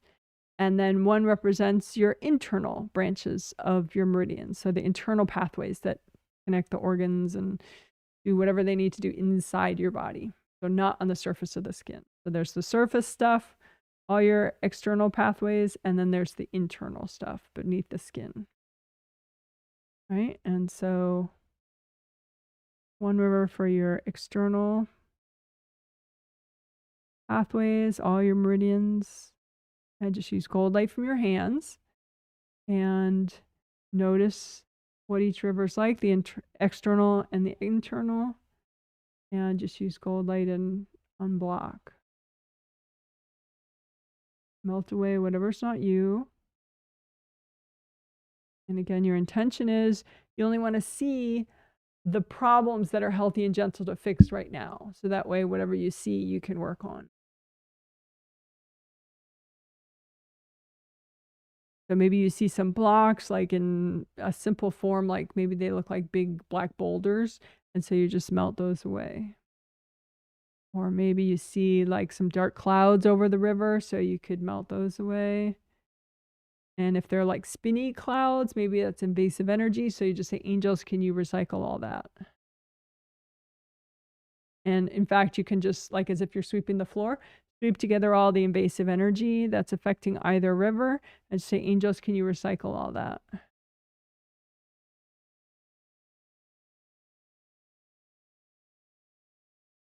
Yeah, you want both rivers to be healthy and flowing and strong and active as is healthy for you. So just use your intuition. Sense the volume of your life force in each river, your body's life force and you as a spirit in each river, and see if it's strong enough for you. If it's not, just unblock more so that the river can get more and more because essentially the river represents the chakras and the pathways and I guess the organs within them too. The internal pathway would probably include the organ system.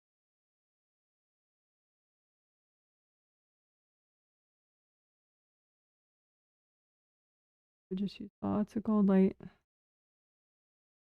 You don't have to overthink it. And if you notice somebody standing in your river, just melt them out of there with gold light.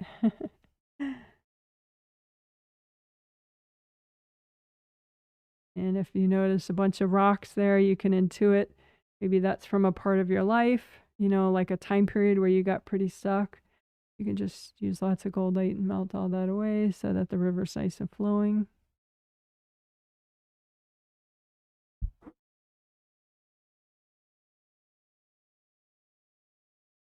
And you can make energy healing flowers or either or both of these rivers.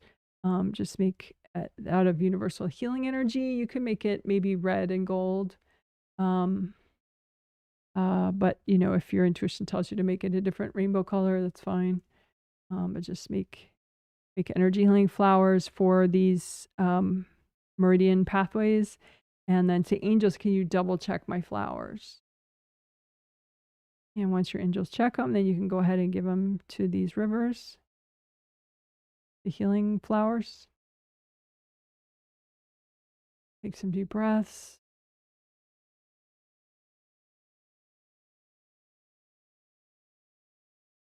Notice, how do you feel right now?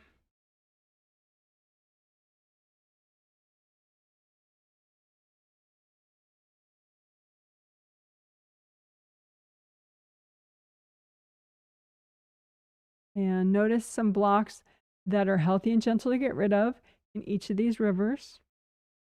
And just use gold light and melt them away.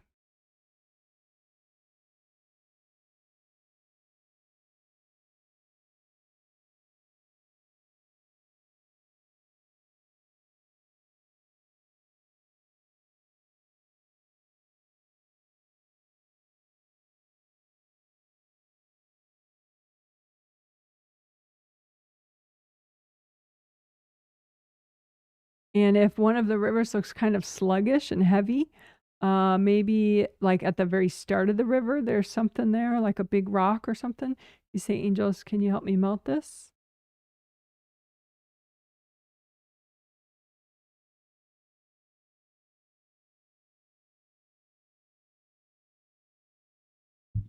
And then you could stop viewing it as two rivers and just get rid of those and just make one river for all your organ systems, you know, all your traditional Chinese medicine organ systems, including internal and external pathways of meridians, including your organs.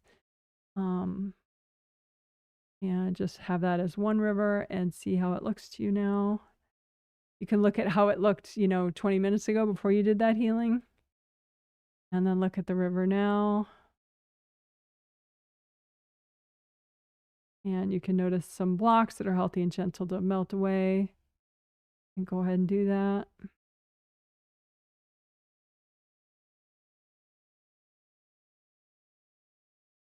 You can say, angels, can you please help me heal my body, mind, and spirit? Keep using gold light. You can bring up red earth energy and soak this river with red earth energy straight from the core of the earth.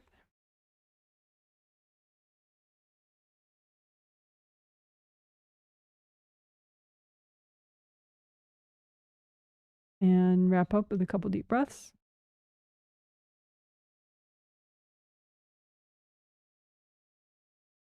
And if there are any invasive energies, could be people, could be invasive beings, doesn't matter. Just sweep it all together. Say, angels, can you recycle all that?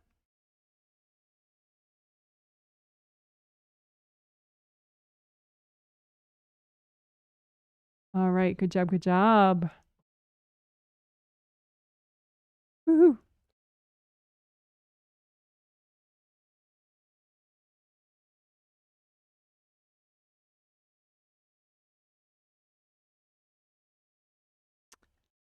All right.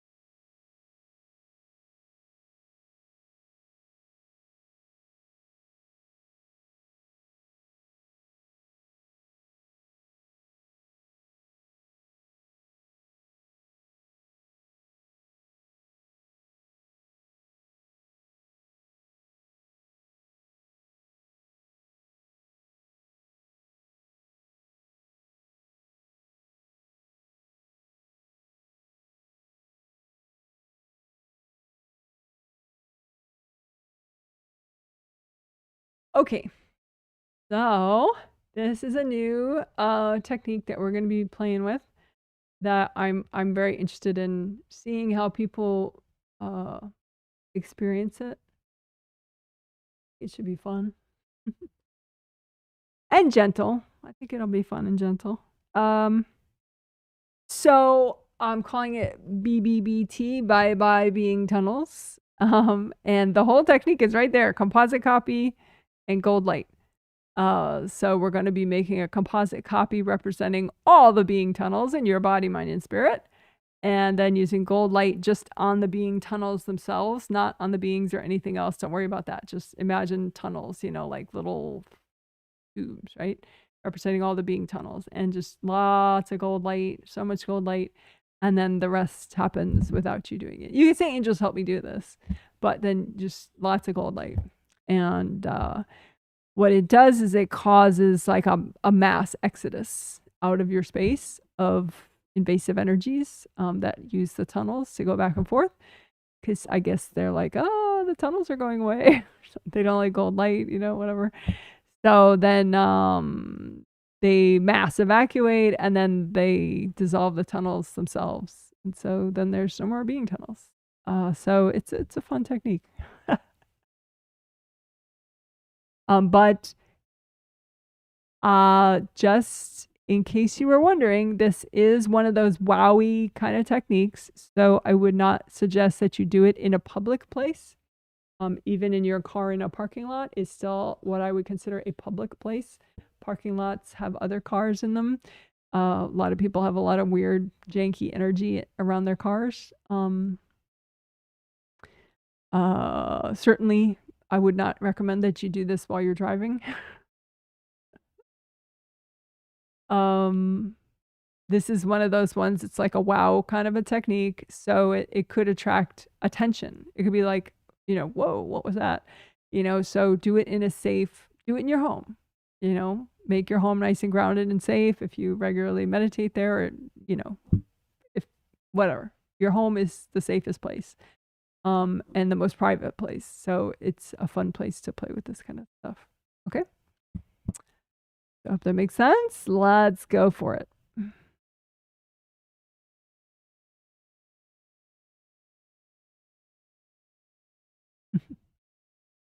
So we'll do it. So that's the whole technique right there. A composite copy. So you make a composite copy of representing all the being tunnels in your space. You don't have to know where they are. You don't have to know how many there are. It doesn't matter. You imagine one tunnel and have it represent all the being tunnels in your space, your body, mind, spirit, inside your body, inside your astral body, in your auras, wherever, your grounding, blah, blah, blah, anywhere, right? All the being tunnels in your space, represent them as one composite copy, and then just say, angels, help me do this, and then just use so much gold light, surround it all in so much gold light. And that's all you do, and you just keep breathing.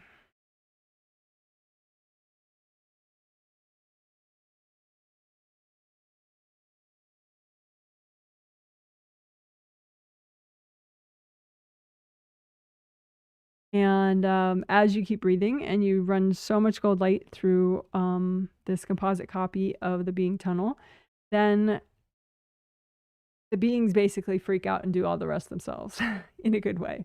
So they escape through their little being tunnel, and then they destroy their being tunnel on their way out.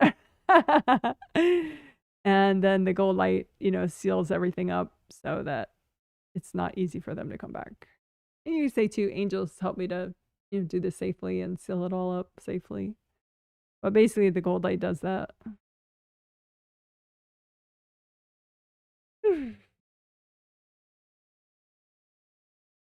And you can look at like a before and after of yourself, you know, so like what did your or all everything about you look like, or if you have trouble visualizing like all, you know, your auras and your grounding and everything, and that kind of freaks you out, maybe just visualize yourself as a flower, you know, so visualize yourself as a flower before we did that technique, and visualize yourself as a flower after we just did that technique, you know, and have the flower indicate, you know, the state of your energy system.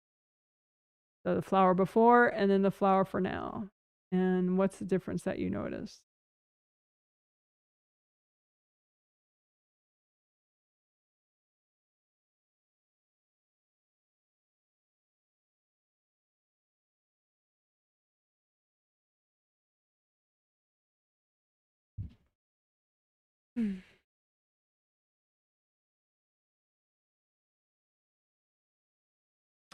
So good job. Alrighty, what's next?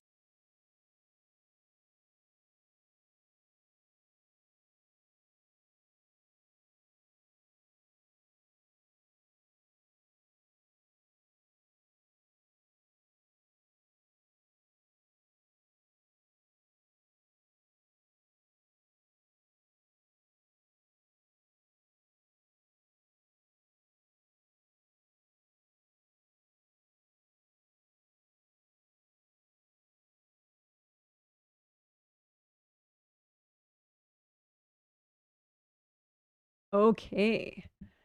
So,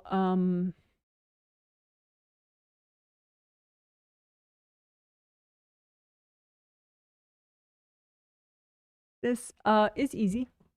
So you may have parts of you that are very, very far away from, it could be in a past life where you just wanted to escape. And so part of your spirit just kind of broke off and ran away to like a past life or just some far off spot on the astral.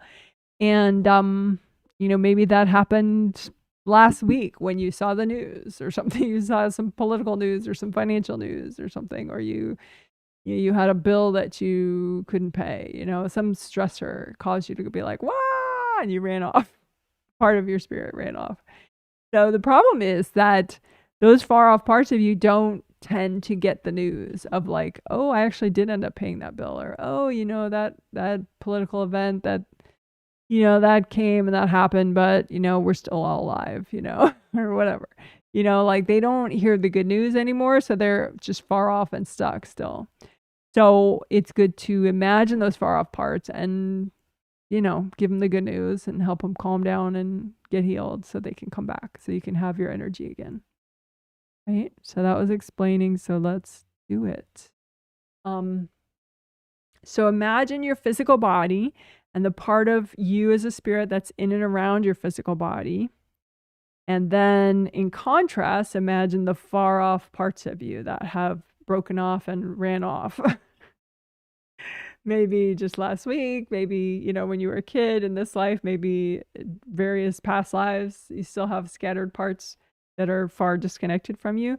And just imagine all those, it's like mini yous, but they're really far away mini yous. And so just, give those parts of you a healing. Just say, "Hey, it's okay. You deserve a healing. It's all right. Everything's fine." You can remind these parts of you, like what year it is, how old you are now, your gender, unless you feel that you don't, you're like non-gendered, or whatever, just remind these parts of you little details about your current life and your current identity, because these parts of you could be from a past life. So just to remind these parts of you, "Hey, a lot of time has passed. Come on back. It's okay." Then you can say, "Angels, can you help me heal these far off parts of me?" You can also say, "Angels, if there's any invasive energies bothering these parts of me, can you please recycle those energies?"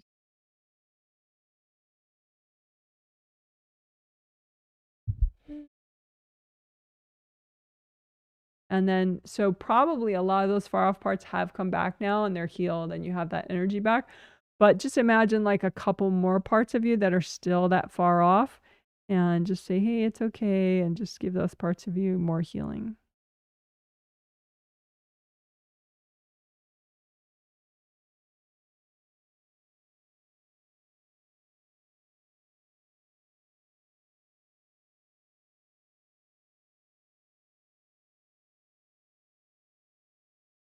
You can say, "Angels, can you help me heal these parts of me?"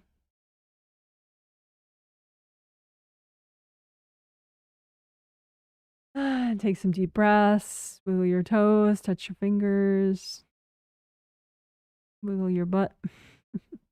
Remind yourself how old you are now, what year it is.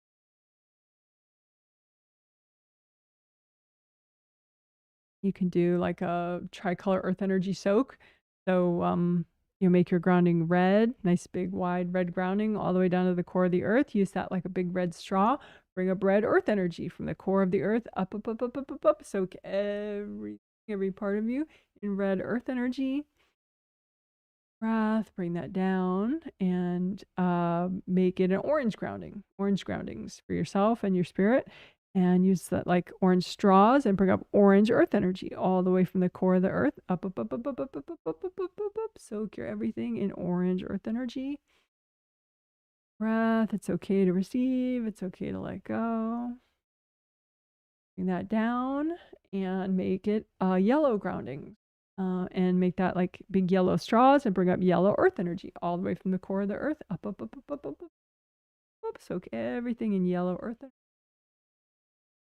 Deep breath. It's okay to receive. It's okay. And you can leave that up if you want. That's a one color earth energy soak. You can change it to red or orange if you prefer. Or you can bring that back down to the normal level of your grounding.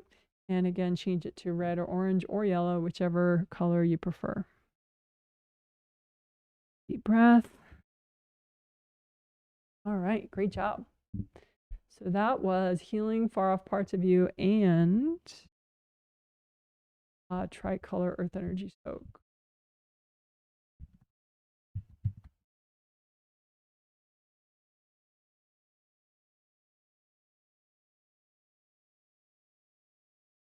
All right. Good job, good job. Woohoo!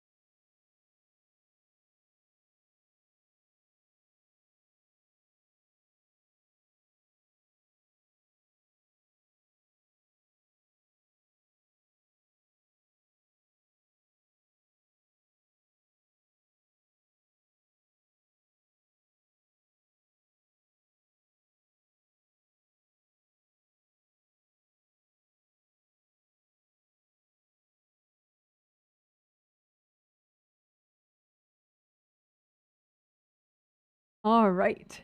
So this one is pretty easy, and it's kind of experimental, I think, in a fun way.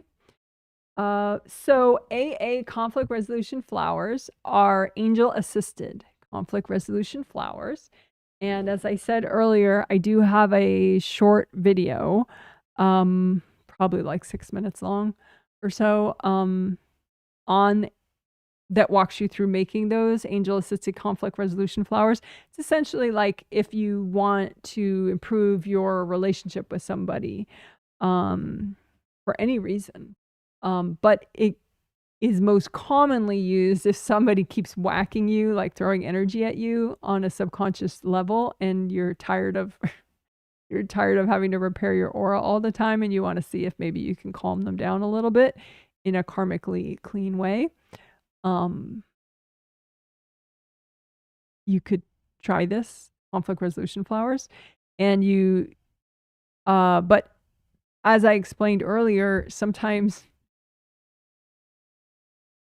like just a simple batch of flowers, healing flowers with a message in it that's checked by the angels, and the angels, you say angels only deliver it if it's going to help, and then they deliver it.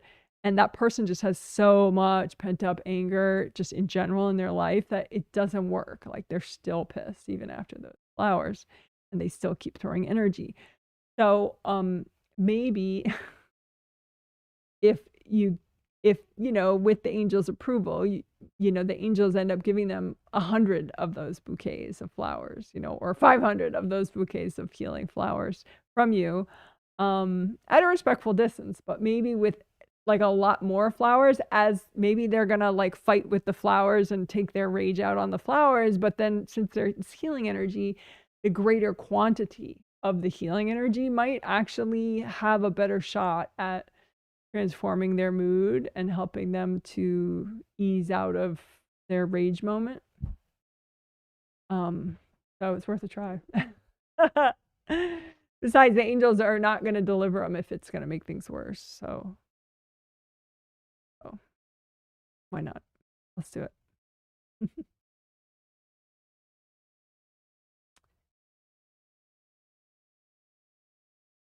So with this,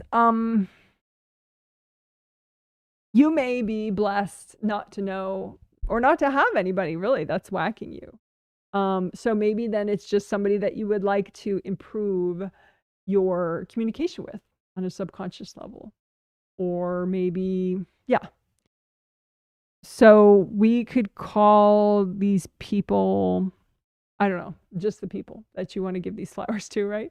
You want to improve your relationship with these people, right? Maybe just get them to stop whacking you, or maybe, you want to get along with them better, whatever. Either way.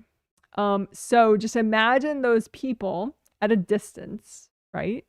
And then make energy healing flowers for them. And it can just be one person at a time, or it can be a couple people at a time. Just decide what you want to do. And you make energy healing flowers out of universal healing energy. And so they would be gold light and or rainbow colors. And you set them with your gold light from your hands. You just sort of give them a healing, and you set them to be a really good vibration for that person. You want them to be genuinely healing, not like a screw you, you're an asshole kind of flowers. Just really like genuinely put some sincerity into this idea. You really, you want to help these people, because that's how you're going to help the relationship, right? Or the dynamic, right? So just gold light, heal these healing flowers for those people or that person, right?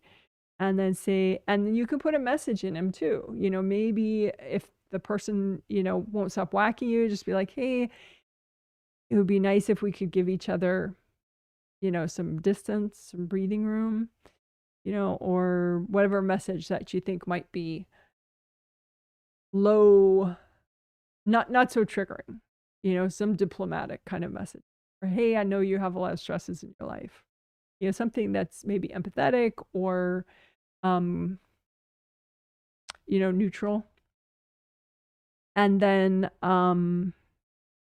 give them to your angels. So show all these flowers you just made to your angels and say, angels, can you check these flowers? And can you only deliver them if they're going to help? And can you deliver 100 or 500 of these bunches of flowers to each of the people, if it'll help? And then just give them to your angel. And then you can just watch and see what happens.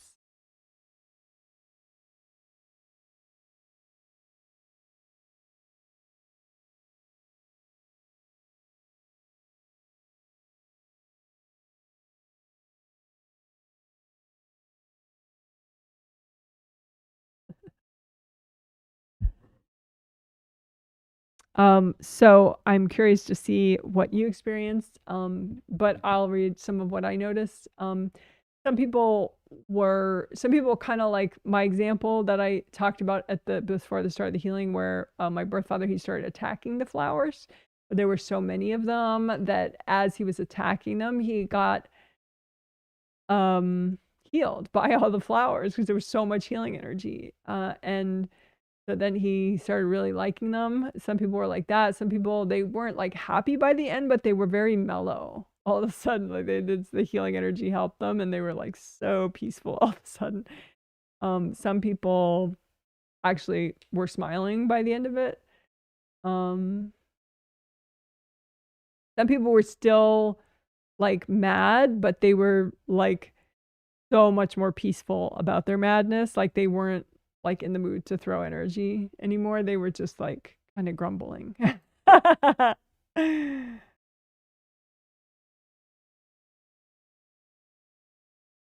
So it'd be interesting to see if you try that on your own with your people that you want to improve the dynamic with, and what happens. And if you can't imagine their response, that's okay. It can still help, even if you can't read what they're doing, how they receive them, what happens. Still worth a try. Okie doke.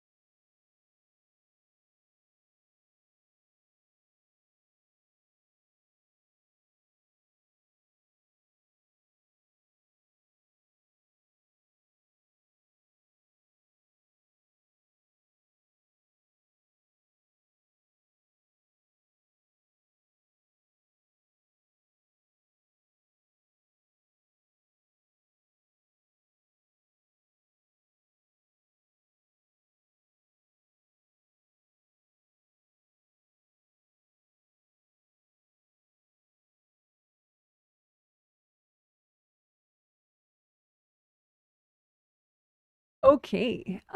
So this one is easy and nice. It's heal mini yous. So we're going to heal little parts of you that are stuck waiting. And these could be completely subconscious parts of you. I know for me, it was quite a surprise that I had parts of me waiting for people to apologize to me from like things that happened many decades ago, even many lifetimes ago. But it was true. So maybe it's true for you too. So just imagine any little mini parts of you that are still waiting and stuck waiting for apologies or validation or support or protection from somebody in the past. Like that, you know, someone 10 years ago should have protected you, or somebody, you know, 40 years ago should have protected you, or somebody 15 years ago should have realized that they shouldn't have dumped you, you know, or whatever. So just imagine all these parts of you that are waiting for the apologies and the validation and the support and the protection and blah, blah, blah. And just be nice to these parts of you. Don't mock them. Just use lots of gold light and say, hey, you know what? Remind these parts of you, you know, a lot of time has passed and it's not a good idea to keep waiting. It's too long to wait now. And just use lots of gold light and heal these parts of you.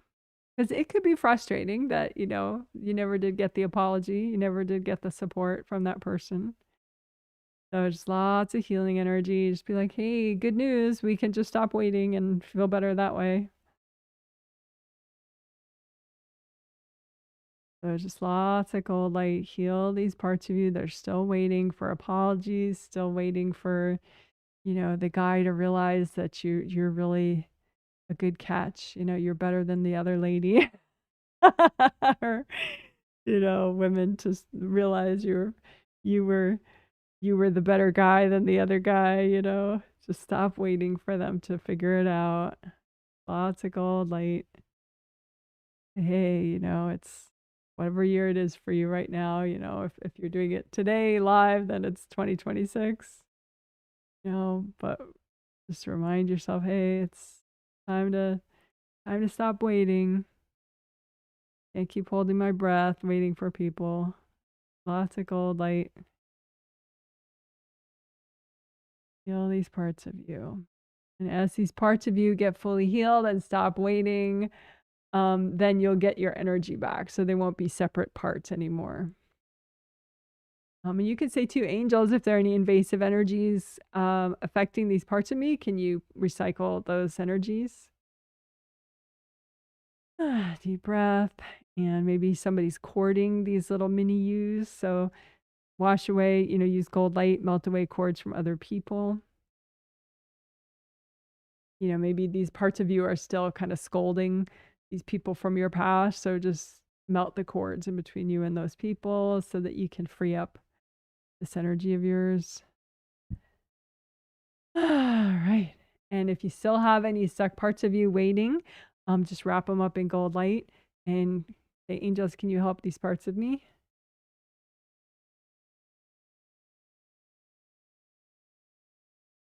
Okay, so we'll do it one more time, a little faster. So just imagine if you still have some old parts of you, it could be super subconscious parts, but parts of you that are waiting for, you know, maybe eventually you'll pass the test or you'll get an A finally in your 4th grade math test, or maybe you'll, you know, someone will apologize or someone will stop doing whatever they were doing, you know. So all these little parts of you that are waiting for other people to be supportive or protective or whatever you felt like they should have done, you know, just wash out these parts of you with gold light so you don't have to keep waiting. Remind these parts of you, hey, time has moved on. I can move on too. I can just let go of that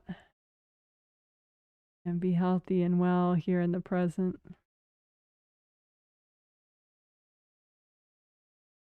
And if you have any leftover parts of you still waiting, just wrap them up in gold light, hand them to your angels. Angels, can you help me with this?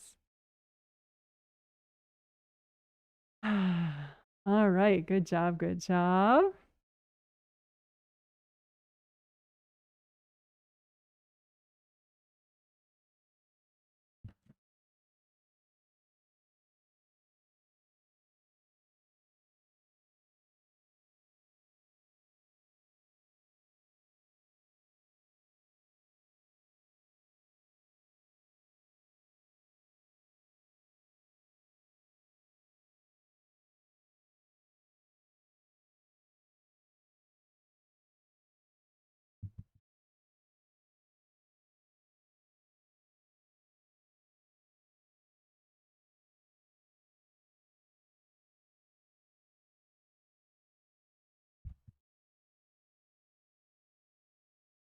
Okay, so we'll do a quick wrap up for this healing.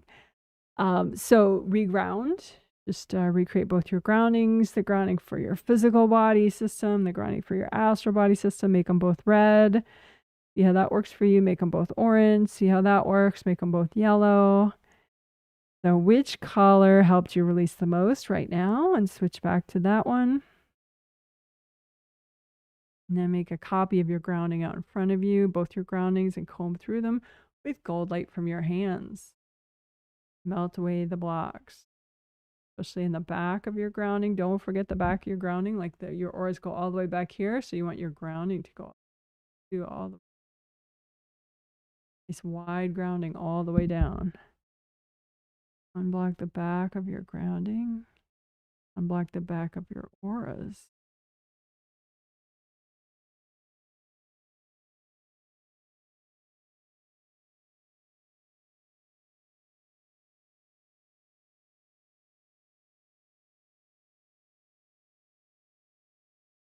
Okay, clear STEBs, right?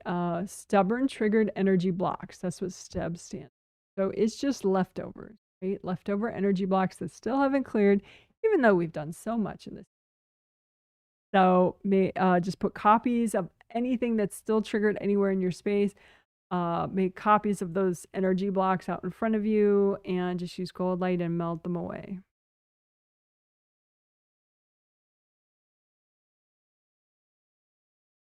And you can keep putting out more copies of energy blocks that are in your space and just keep melting them away. You don't want to leave any triggered energy blocks. It could be something that you heard yesterday, you're still triggered about. Just put the blocks out in front of you. Melt them away. If they're not melting, use gold light and melt the cords going into them. And you can also say, angels, you recycle any invasive energies that are in the way of this clearing.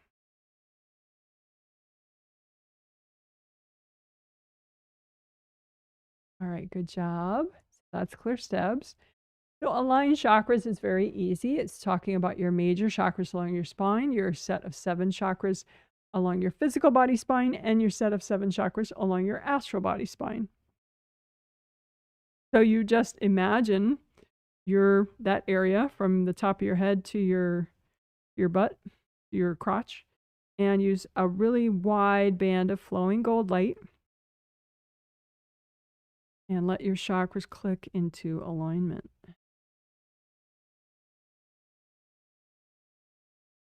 First, get the 7th chakra where you want it. Just use so much gold light, it unblocks and just kind of goes where it needs to go. Could be knocked over to one side or something. It's just let it click back. And then 6th chakra, click into place. 5th chakra in your throat, let that click. 4th chakra, center of your chest, with enthusiasm and motivation, love. 3rd chakra, below your sternum, action, good sleep. 2nd chakra, below your belly button, emotions, sexuality, which the healings next month will be about. Unblock that, unblock your 2nd chakra, let it click into place. 1st chakra at the base of the spine, safety and abundance, which is what the March healings are going to be. That chakra, click into place, let it unblock.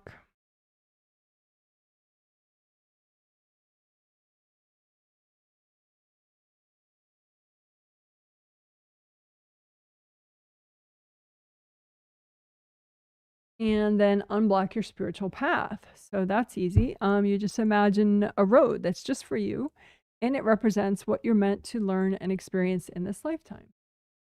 But you do have the ability to simplify. There could be complications and dramas and hardships that are unnecessary. They're not essential for your learning. Some difficulties are essential for you, but some are not. They're just a product of some inner baggage that you haven't yet cleared. So you can go ahead and clear the baggage and simplify your path forward. So just imagine your spiritual path, that road that's just for you, and just melt away any unhealthy obstacles on your path and any unhealthy burdens behind you that you're trying to drag forward with you. Melt away your unhealthy burdens, melt away your unhealthy obstacles that are unnecessary. You could use affirmations too, or just say something like, I'm going to let my angels help and guide me. I'm going to let my angels help me move forward on my path today.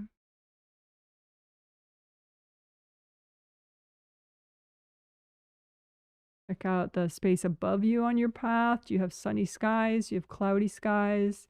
And if you just have any unhealthy, doomy, gloomy energy above you, that's not necessary. Just use a lot of gold light and melt it away. You can have a protective gold flowy force field around your spiritual path.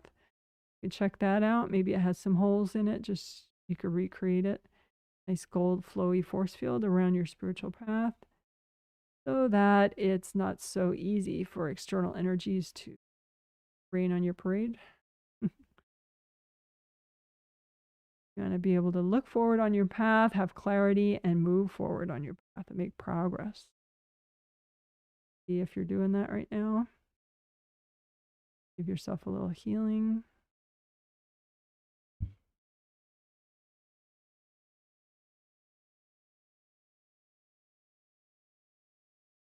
And again, you can do an affirmation, whatever you want that makes you feel confident, that makes you remember that you're an eternal spirit.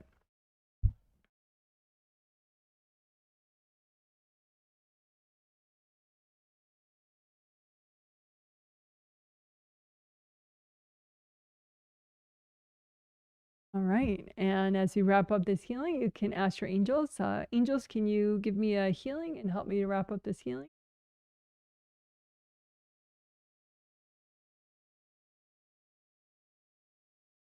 Angels, can you help me to be decisive and have clarity in action?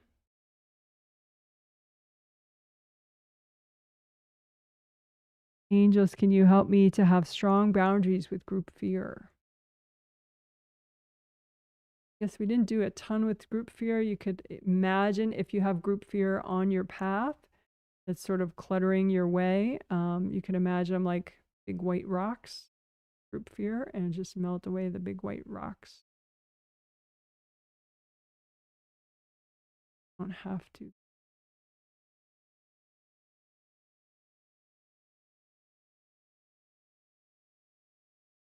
Intimidated. Have courage.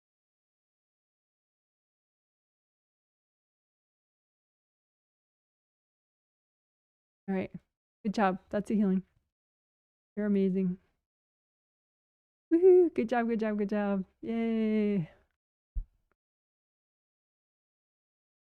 All right.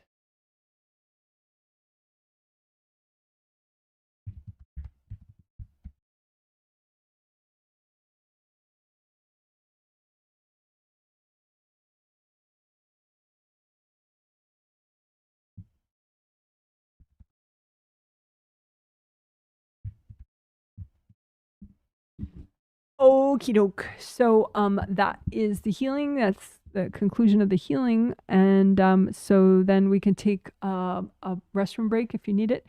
And then I'll come back and turn the camera back on, and I'll just do stretching for a minute or so. Just to remind everybody that stretching is important, and just because after sitting for a while I need to do stretching. And but that'll just be brief, and then I'll do a little Q&A in case you have any comments about something I said in the live stream, a comment about the themes, or a comment about how you're feeling now after the healing. So that first, let's have a break. So I'm going to get rid of the camera. You can just, is that a good enough backdrop to look at? Yeah, I think that's a nice backdrop. That is actually, that's a rhododendron tree or bush. I guess it's a shrub technically, but that one is where we used to live. After we used to rent a house when we first got to Washington State.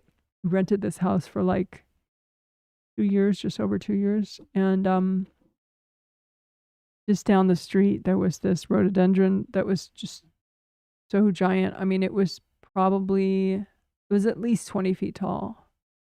Well, let's see, 6 feet. Yeah, it was probably 20 feet tall. It was huge. It was so cool. So, because you can't really tell scale this way, but it was cool. I'm sure it's still there.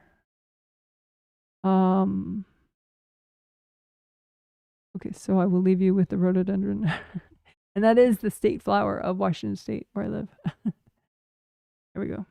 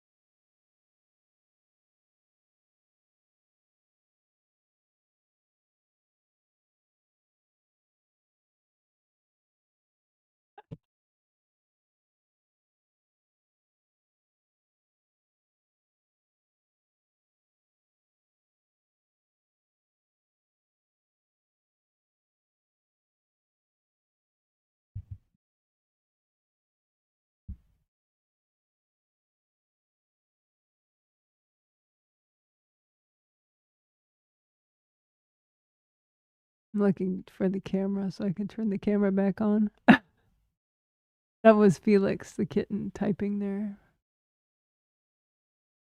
Oh, camera, where are you? Here we go. So, I'm going to do just a minute of stretching. You could too if you want. Don't copy me necessarily. Do whatever's gentle for you. And then I'm going to do a little chit chat.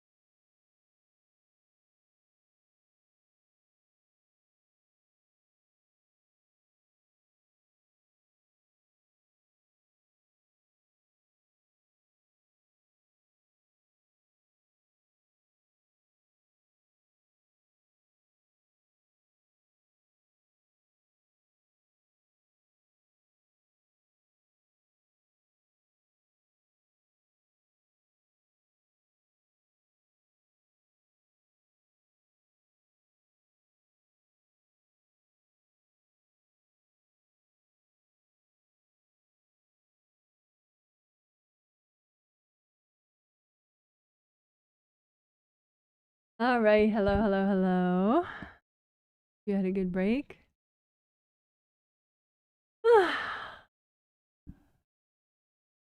So a little Felix moment here.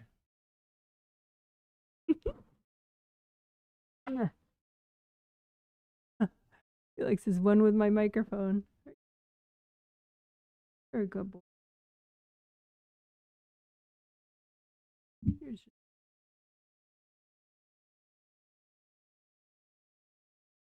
All righty. So let's see. I'm going to look for comments I haven't read yet.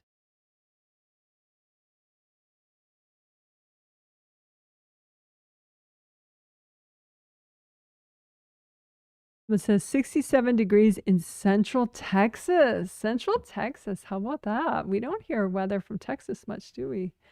Thank you for reporting your weather for us. Central Texas. Oh. Was it sunny today in Central Texas? Someone says hello from Lake Worth, Florida. 71 degrees, windy, but the moon is out. Looks like a happy face smile on the moon. That's cute.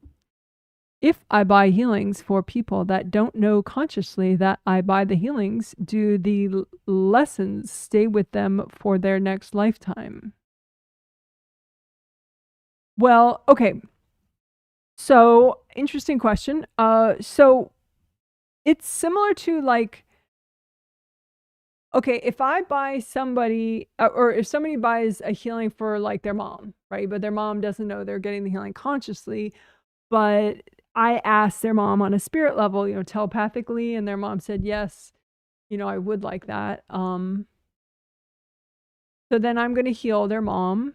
And as I'm talking during the live stream, you know, my words get recorded, right? And they get saved at the video as a video, but I'm telepathing the 133 people that I'm healing.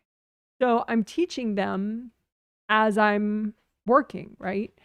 You guys who consciously know you're getting the healing, you have the added benefit of consciously knowing, so you get to watch it later, yeah, as a video as many times as you want, you know, and be like, oh, that was my favorite part. Let me rewatch that, you know, a few times over the next 2 weeks to enhance the feeling. Like sometimes people are like, oh, you know, I felt so much better after the healing, but then I went back to how I normally was, you know, and it doesn't occur to them like, oh, well, I should look and see which part of the healing helped me the most so that I can repeat it over and over again to kind of, you know, build on the benefits. You know, like a lot of people, they just think, oh, well, I feel great after the healing and that's good, but then it's gone, you know. It's not gone. That's why I spend so much time explaining what I'm doing. The techniques are there. Just use your intuition. Be like, I think that was the technique that helped me the most. Let me try that one again. It's only like 7 minutes to redo it, you know. So anyway, so if you buy healings, like say someone buys a healing for their mom, but their mom didn't know they were getting healed consciously, their mom, you know, received the teachings because they were telepathed, you know, and they heard it on the spirit level. So it depends how open they are to the learning. You know, it's not like a brain implant or something, you know, it's like if they were open to it, then they learned something and they were open to the clearing to some extent too, you know, so they cleared stuff. So it helps their next life, but it also helps them in this life. You know, some people have funny stories of like, you know, their somebody, I think she said her husband, she overheard her husband because her husband got healings, but I don't think he knew that he was getting those healings. And he basically explained like gold buffers to somebody like for no reason. Like he's like, oh, it's like I have this buffer around me and you know, things don't get in, you know. And it was like, it's just funny because it was like right after the healing and that's not the normal thing that he would ever say, you know. So it's not like brainwashing though, it's just like a conversation and they can learn from it or not, you know, if they want. So it can help them in this life too. It can help them immediately in this life, or, you know, but certainly it can help any of us in our next lives. Basically, once you learn something, it's yours. You know, I mean, you could lose it, I guess, if somebody, you know, attacked you and kind of stole your knowledge, but you can take it back. So basically, you know, what you learn is yours, you know, so it can help your next life for sure. Yeah. Hope that makes sense. So yes, the lessons could certainly stay with them forever if they want. Someone says, thank you, Jenna. I feel great. Oh, good. Really liked the 100 to 500 flowers. Curious how that work will help me with my mom and sister whacking me. I am super curious about that too. For a while now, I've had a hard time focusing on tasks at home in the evenings. My read on it is that it's a grounding issue and my mom's sister getting in my space. Also, tree trunk work would help with this too. Did I read this right? Well, you had also mentioned about headaches in a survey, and I was looking at like I mean, your mom is pretty persistent. But I think there's some like energy blocks in the area of like gallbladder meridian around, you know, sides and backside, really on both sides. And so you could unblock a little more, like use your intuition and find blocks that you're not aware of, you know, because energy work is like that. You can always like find more and find more and find more. Even when you think you've got it all, you're like, okay, well, let me find another. you know, and then sure enough, you can tease another one out there and, you know, melt it away. And also make sure the gold mesh spheres don't like have a gap right there, you know, right around that area. So just like, because if there's a gap, like say,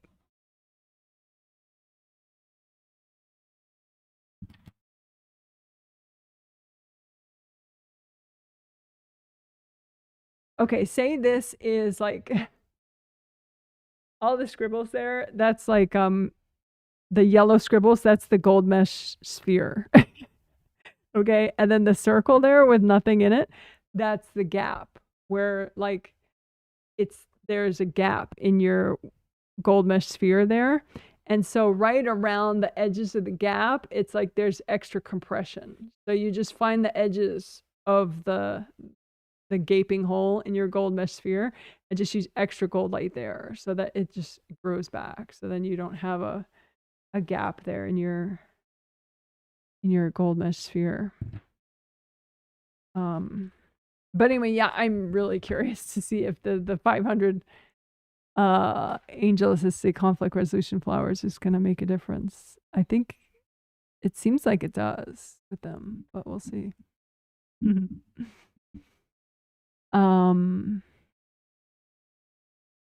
Hard time focusing on tasks at home in the evenings. Yeah.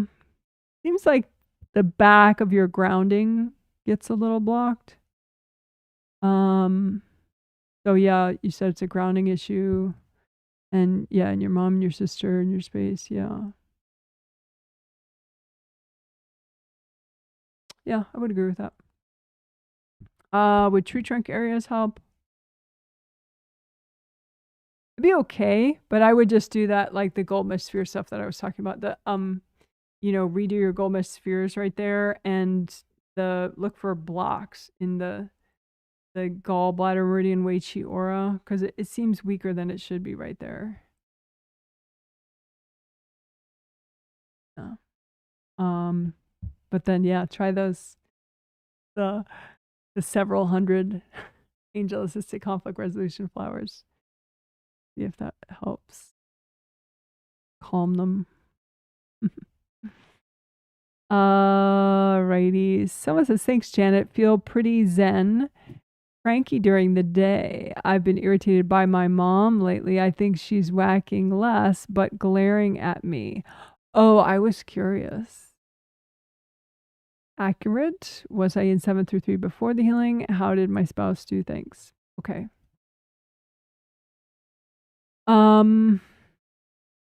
So today during the day before the healing, you were cranky. Yeah, you had some wax in the front, like in front of here and in front of here. There was like a big gash right here and right here. So in front of like here and in front of here. Big gash. And then there was a gash here too in the front. So basically aura damage. Your back and your top, a lot was nice. It's just here and here was not.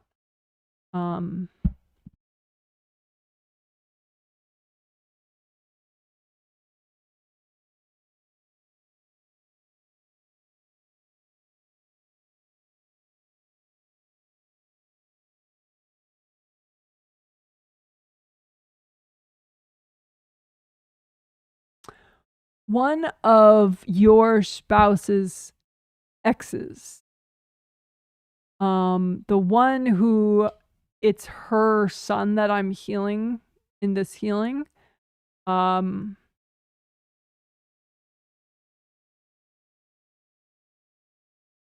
yeah, her, I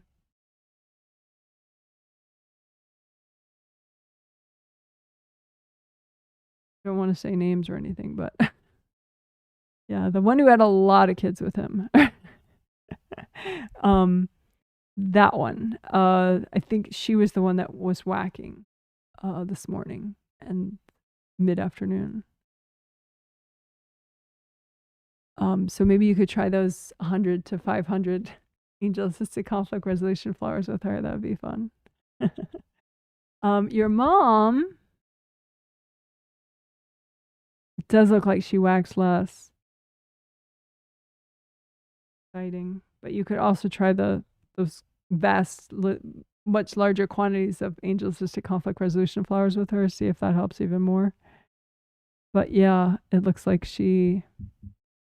Man, my kitten, he's attacking my sweater. Because he's not used to sweaters. Thinks they're cool to attack. Little bugger.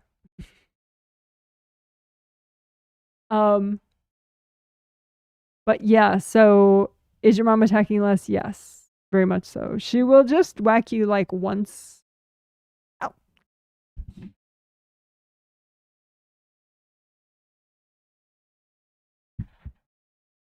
He can be really vicious, that kitten. Like when he wants, he'll just whoosh out of nowhere.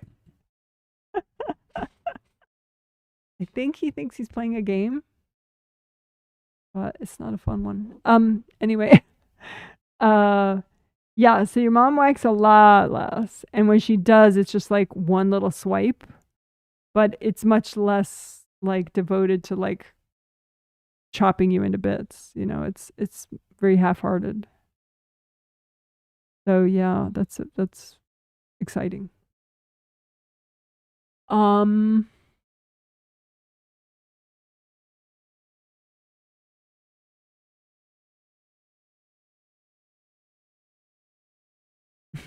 Does she glare at you? She glares, but it could be worse. You know, you kind of get like a half glare and a half eye roll from her. You know, she'll just be like, oh, and then like start doing what she's doing. So that's huge though, that she can just glare and roll her eyes and then walk off. You know, that's an improvement, basically. So I'm kind of thrilled about that. Were you in 7 through 3 earlier? So this morning you were in 7, 6, 5, 4. Yeah, 3rd has been whacked all day. Yeah, it's that the ex-wife that had a lot of kids with your spouse. She's been really whacking you. I think you guys are having too much fun. Enjoying everything, enjoying your home and the seasons and life. So she's getting a little triggered. But yeah, try 500 angel assisted conflict resolution flowers with her. But yeah, so now your 3rd looks a lot better. It's still a little blocked in front, but there's no more damage. Yeah, 3, 2, 1 are just a little blocked still in front. But yeah, those big gashes are all repaired. Yeah. That's nice. Your spouse did fine. He wasn't whacking her, he was whacking you. I mean, he did fine in the healing too, but he was not in her crosshairs today.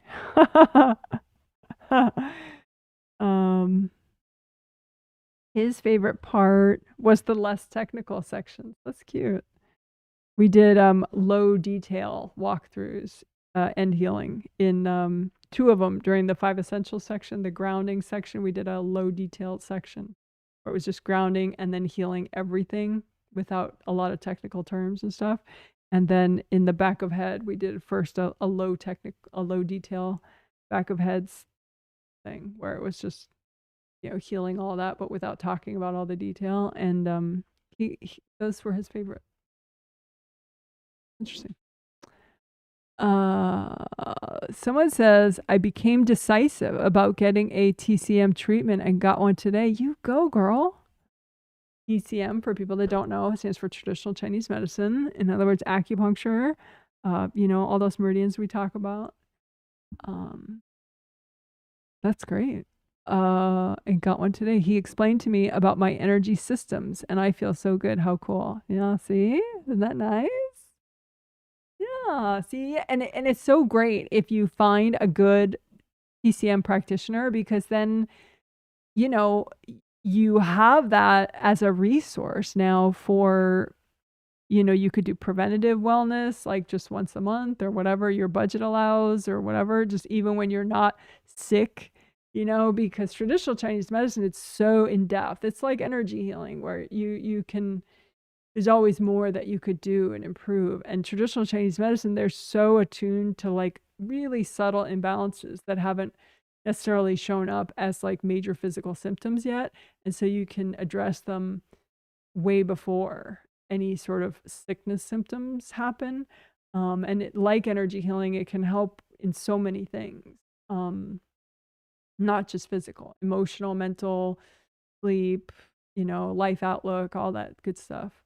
But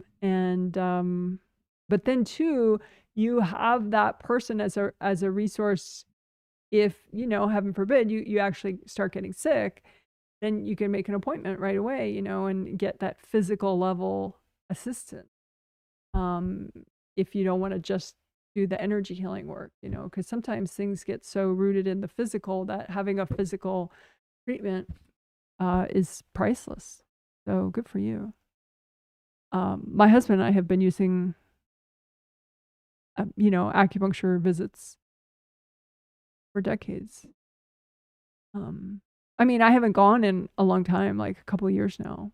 But it's always good to know somebody, and be able to make an appointment if you need one.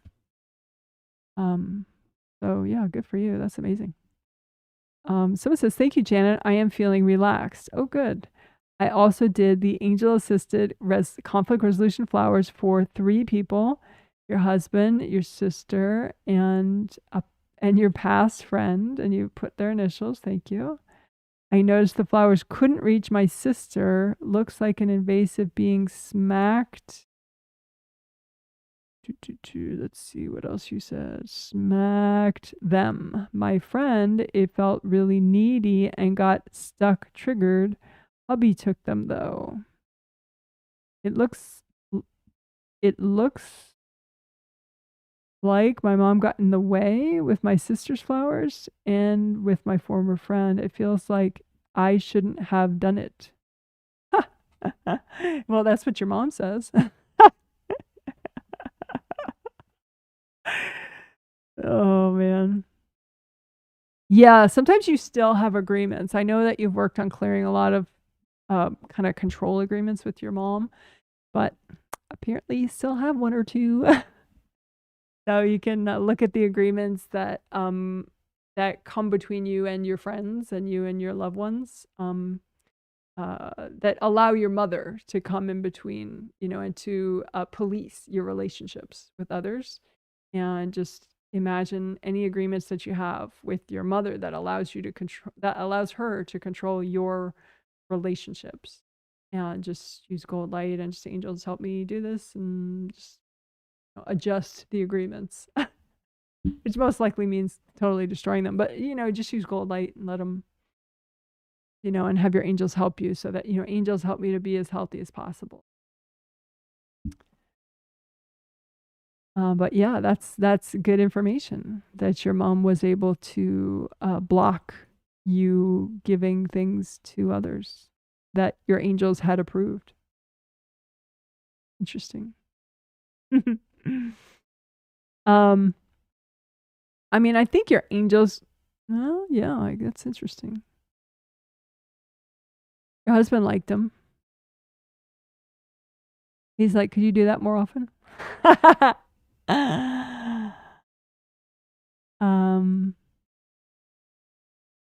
Your friend, did she eventually get them? Well, now she just got some.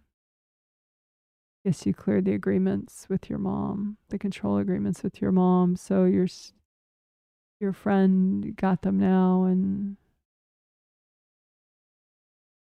it's helping her. Because it's like, there's a message in them like, I want us to be healthy. I don't want us to use each other for twisted reasons, and so it's motivating her to clear baggage and to not become so manipulative with you on a spirit level.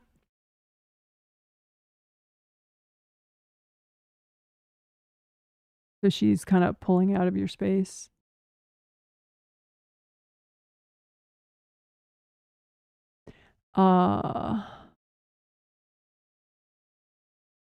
Your sister, now she's getting some of them.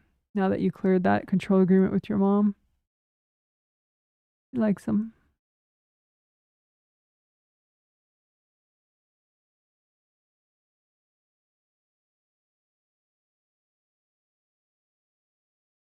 So cool. Very interesting. Someone says, I have to go back, I think. I think I jumped ahead because that one was a two-parter. Someone says, I felt a lot of tightness in the forehead, but I cleared a lot of it, I think, during the first half of the healing. Ooh, good for you. Yeah, so tightness in the forehead, that could be 6th chakra, and it also could be urinary bladder meridian, right? Unless it's like over here, then it could be gallbladder meridian, but urinary bladder meridian's right there too. Right? So, and even governing vessel meridian is right there. So lots of good stuff. So you could do a little extra unblocking of your governing vessel meridian right there. Especially like right here. That's a nice one to unblock, GV20 right on the top of the head. Because that like helps with, I should look up all the things it helps with. It helps with like a billion different things. Yeah, I'll look it up. I want to make you guys wait too long, but I can find it quickly.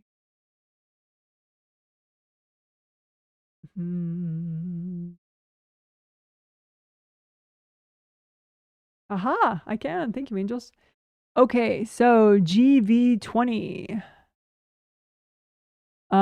Intersection point of all yang meridians, awakens the brain, mind, and senses, promotes resuscitation and mental clearness, and stops the stroke syndrome.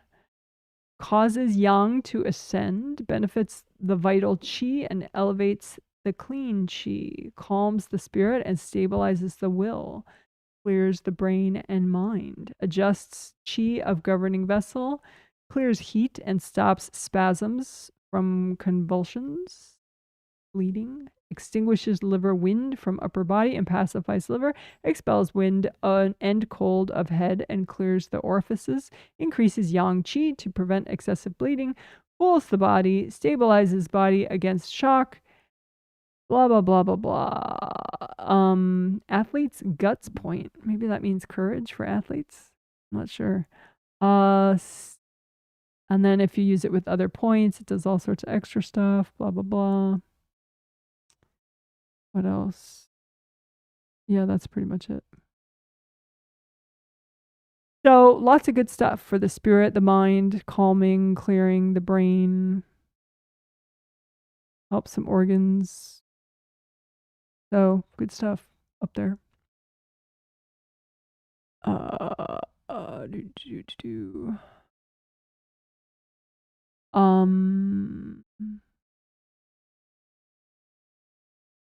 So yeah, your urinary bladder meridian meridian as it goes through your forehead is not bad right now. Those auras though, that could be cool right there. Like unblock astral, physical, but also then the gallbladder meridian Wei Qi aura, the urinary bladder meridian Wei Qi aura, and the governing vessel meridian Wei Qi aura. Like in your governing meridian Wei Qi aura, which goes all around you, right? For the governing vessel meridian GV, there's like some blocks like right here in front, like a bunch of stacked up energy blocks. That would be cool to melt away. And then the gallbladder meridian, that the blue green one that zigzags around the side of the head, That one, like right there, there's some blocks right there and right there. That could be cool to melt those two. So, yeah. So you did clear a lot and a lot got repaired. I think the tightness was damage and like more, your sixth was more blocked. But then you repaired the damage to a couple auras right there. Well, it got repaired during the healing and then this all became less blocked during the healing. So cool. Someone says I sent conflict resolution flowers to oh, a political figure. I hope it helped him.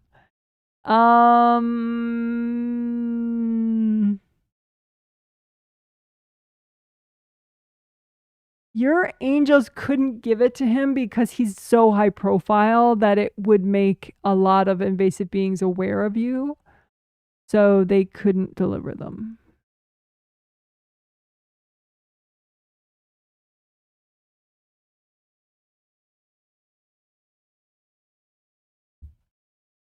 You see, the thing is with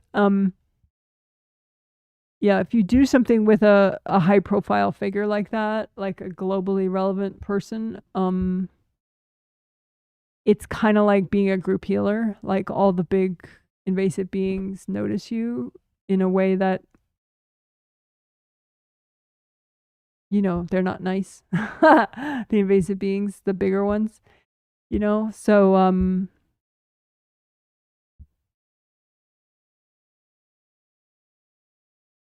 mean, you could say, angels, can you please give healings to this person? Or angels, can you please help, you know, everyone in the US government to find compassion, find some sense of empathy? You know, angels, can you help, you know, all, you can make it, you know, all governments in the world, you know, angels, can you help all governments in the world, you know, all the government officials throughout the world, can you give them clean outs? Can you help them to have compassion and wisdom and kindness and altruism? Can you help them to hear their angels? That kind of stuff. I think it might be more powerful too when you say it like that for all government officials in the world. I mean, arguably the US government officials need it way more than certain other countries' government officials need healings on compassion, but I think since it could create a bigger positive ripple effect if you prayed for all the government officials throughout the world. So then maybe that might, you know, cause like a positive ripple effect that might influence the US government officials more than if you just pray for the angels to help the US government officials to listen to their angels and find compassion. So, and that would be safe for you to do with that. That wouldn't elevate you to the visibility of a group healer or anything. If you just ask the angels to heal all world leaders.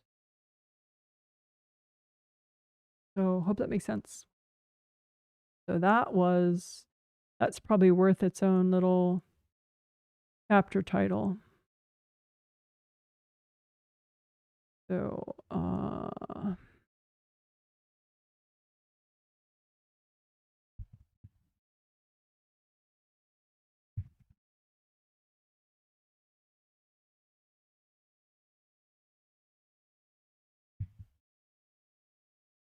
so that's what that was. So I hope that helps.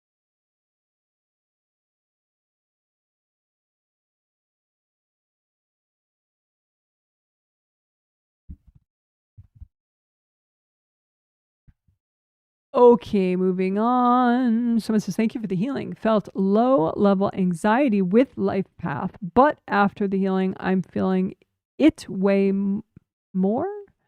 Less grumpy though.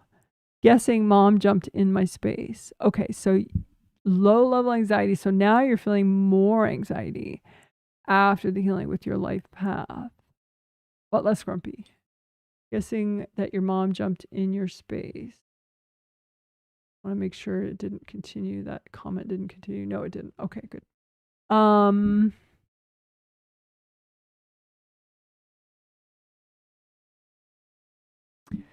So when you're thinking of anxiety, right, you think of first chakra. So how's your first chakra? How about your legs?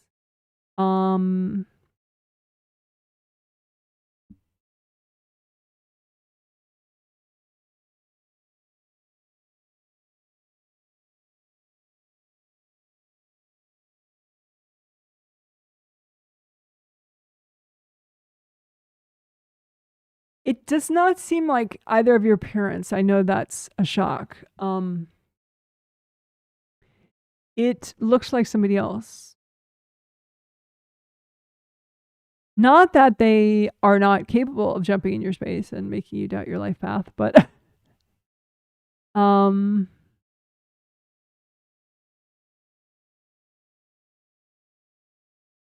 I don't know if you've mentioned like plans about, moving and stuff to a friend of yours, but it seems more at the level of like a friend who jumped in your space.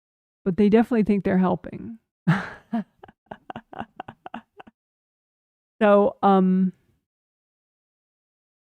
we just imagine all the people that, that you think of as friends that could be wanting to help you with your growth this year, and just wash them out of your space so that their help is not accidentally invasive.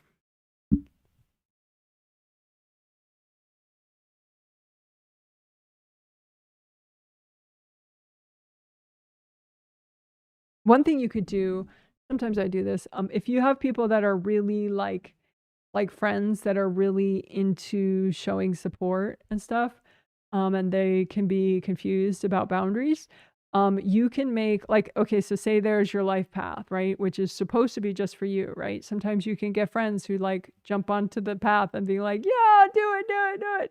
And it's like, it doesn't feel good because they're not supposed to be on your path, right? So you can make gold bleachers, have the angels work with you to make gold bleachers far away on one side or the other of your path. So they feel like they're cheering you on, but they're on the gold bleachers, and just show them the gold, be like, okay, you got to stay over there. That's the distance that you can be as far as nearness to my path. Because, that way you can show support, but, and you can scream and be all positive, but it won't rattle my focus. I hope that makes sense. But yeah, you look better now, so you can let me know if that helped. But yeah, this time it was not your mom. And how I looked at that is I like making things really simple. So I'll imagine you, and then I'll be like, okay, about your anxiety, if it's your dad or your mom, I'm going to see them right up with you. But if it's not them, I'm going to see them over at a distance, looking away from you. So sure enough, I saw both of them looking away from you and at a distance. So then I was like, okay, well, it's somebody else. And then it's it just feels like a friend that, maybe you trust, and, they don't understand that they're in your space. I hope that makes sense. Someone says, thank you, Janet. I had a great result with the last triplet theme, increasing body power, and mini use least willing to clear blocks. I was riding the effects. But yesterday, I had an attack from a female friend, an energy attack from a female friend. And you mentioned their initials. Thank you. I was able to repair and get my energy back. Good job. But for some reason, I couldn't be fully present until today's healing. When I lose my track, I am fixating to need hours to repair. Is this right? I am fixating to need hours to repair. Is this right?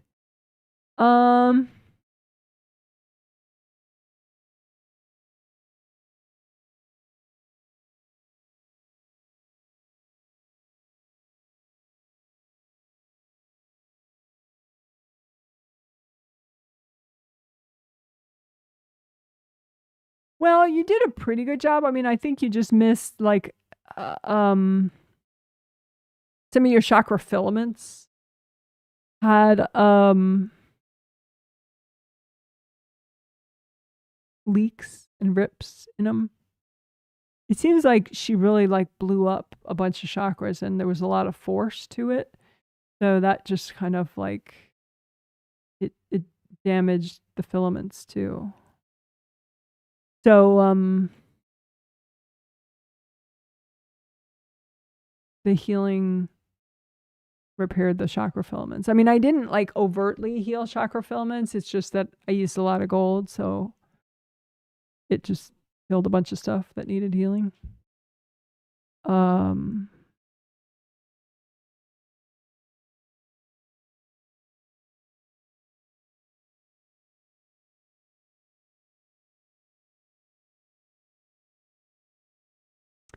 You could look at using more volume of gold light. I know you've looked at that before, but I think like you have some devices in your physical hand chakras and your physical wrists that are diminishing the quantity of gold light that you can use, that you can generate.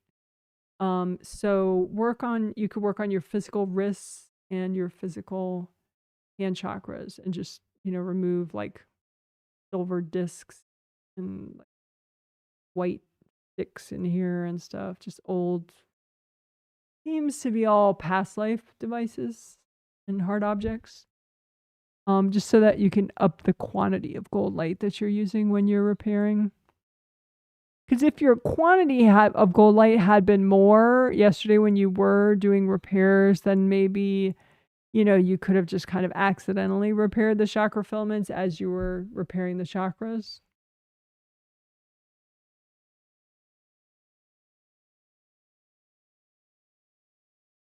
Yeah, so I hope that helps.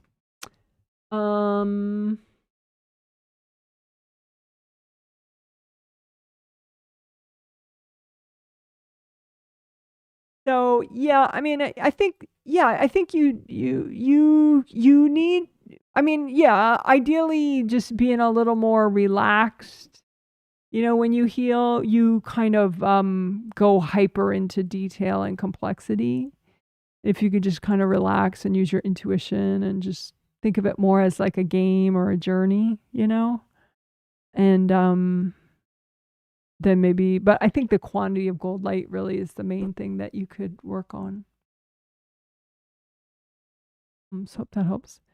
So it says, hi, Janet. And you mentioned your older daughter got this healing. Yes. That's true. 2 weeks ago, 2 weeks ago, she had a traumatic event.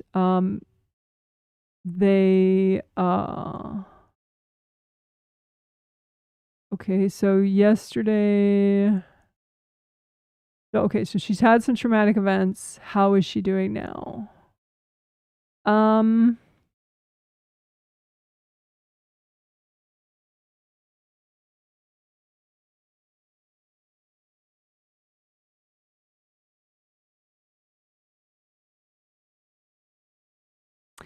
It's just that she has some past life baggage triggered. It's not that she has a problem with what has happened in the last couple weeks to her.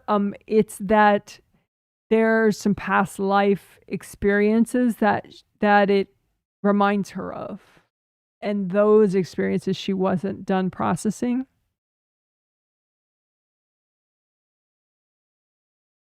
So she's just wrapping up all the old baggage from past lives and giving it to her angels for help. So that should help. Like within the next 5-10 minutes, she should be able to move forward again on her path.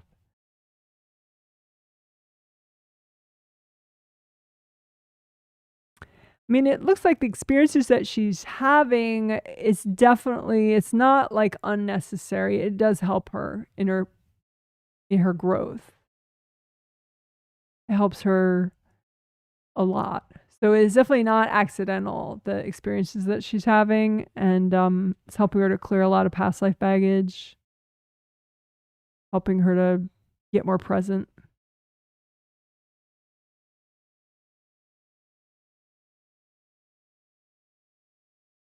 Yeah, so she's moving forward again now. She was just kind of like a little frozen about the past life stuff, but she's fine now.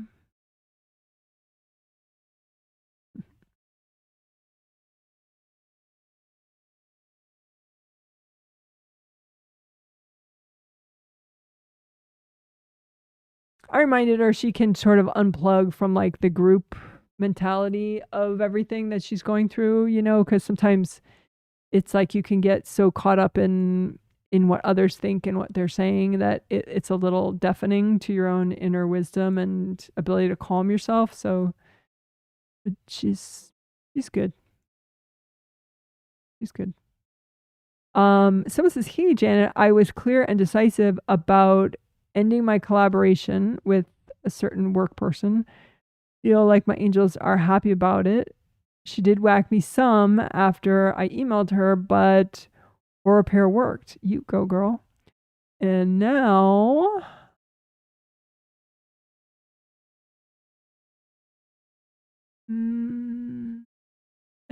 the healing is even better. Manifestation wings look so much better after deciding that. Huge and fluffy white. Yeah, gold. There's a white being on them. They're supposed to be gold. So if you see white on your manifestation wings, that's a being. You could just have that being recycled. Yeah, they're not white. I mean, they look white because you have a being there. You can have that being recycled. Abundance River is flowing a few narrow sandbars. Am I reading that right?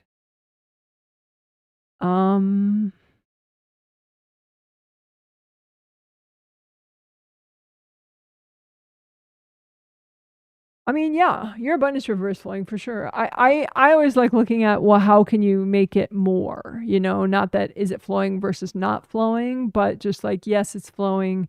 How can you make it flow, have it more volume of energy? How can you make it feel more uplifting and positive for you and motivational? And, you know, so you have some like you know, archways over your abundance river that are from clients and work associates that are trying to be supportive, but it seems like it makes your river smaller. So you can look for things, archways over your rivers that are not yours. And some of the archways are for people that don't like you. But a lot of them are from people that like you, but it seems like it makes your river smaller. Your abundance river smaller. But yeah, it's definitely flowing.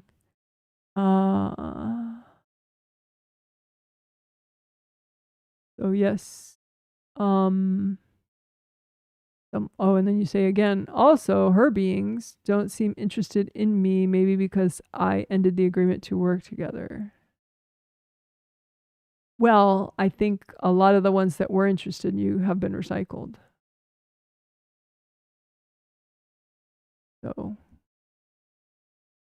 yeah, because some of the beings that were in your space then tried to get into my space because I heal you. And so I recycled all those.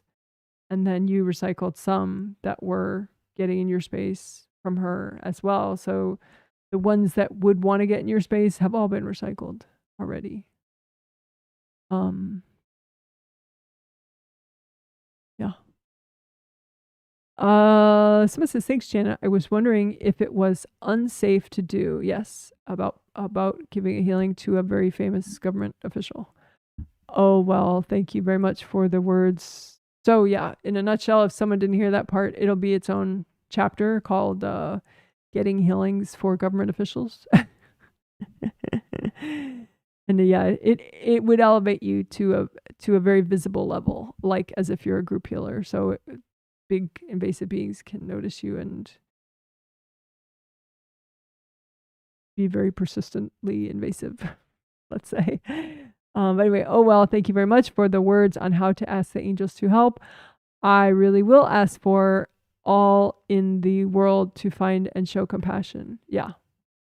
Yeah. That's I mean, I don't know how many religions do that. I know in Buddhism, I know like this much about Buddhism, but I know in Buddhism, that's a thing that they'll pray for all sentient beings, that all sentient beings be blessed and, and all that, and that like where they just pray for everybody on the planet, to be blessed and healed and all that. And that's pretty powerful. Cool.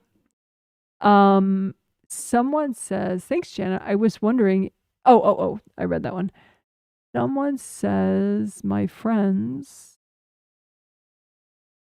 Oh, because I said you have a friend in your space because you said you felt anxiety. Yes, the first one you mentioned is the one in your space. And both of the female friends you mentioned are in your space. And then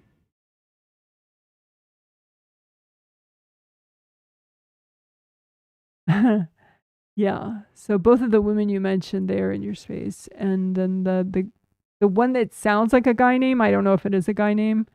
Oh, that is a girl. Yeah, but the one that's for sure a guy name in the middle, he's not in your space. It's like, well, that's cool. He's very mellow about it. But the girls are like, kind of like sitting on, there's one on each thigh, just being like, oh yeah, and remember this, and oh, this will be good, and oh, I'm so proud of you, and oh, you can do it, and so maybe give them some bleachers or something.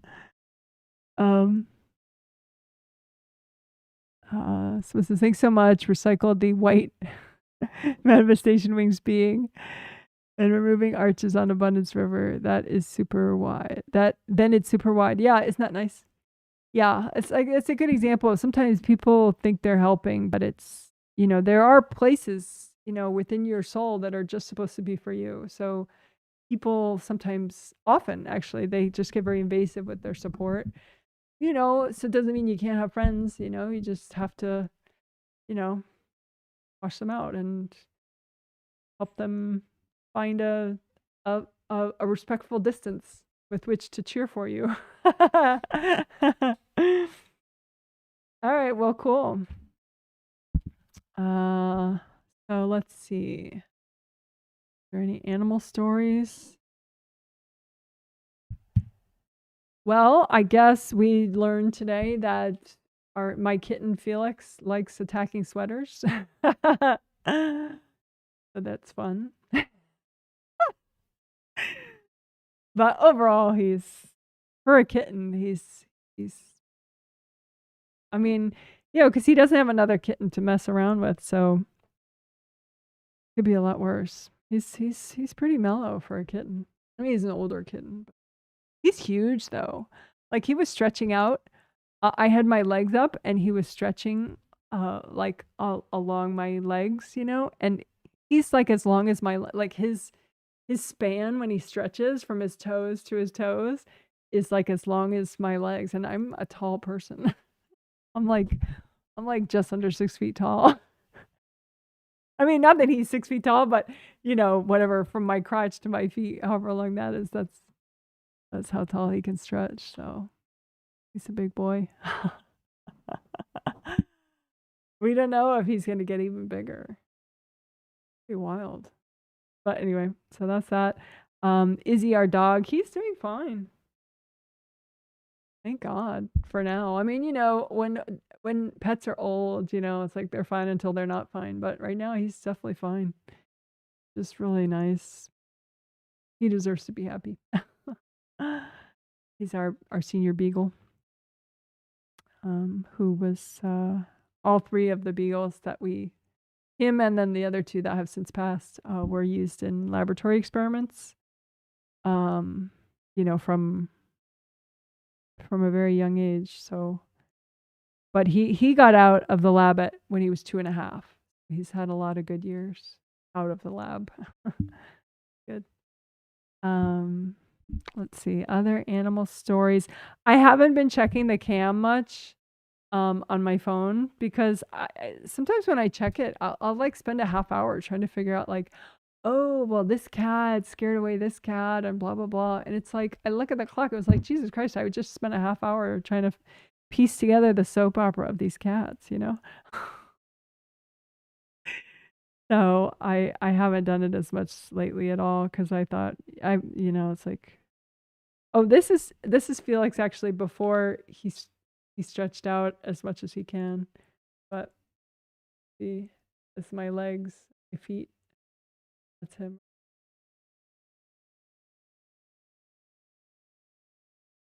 Sleeping earlier today. Here's a raccoon in the fog. Sometimes around here it gets really foggy. So that's a raccoon in the fog on a night cam. I used to have a cam around this outdoor water bowl that we have, and I set it up out there again too, so I could see the animals that come for water.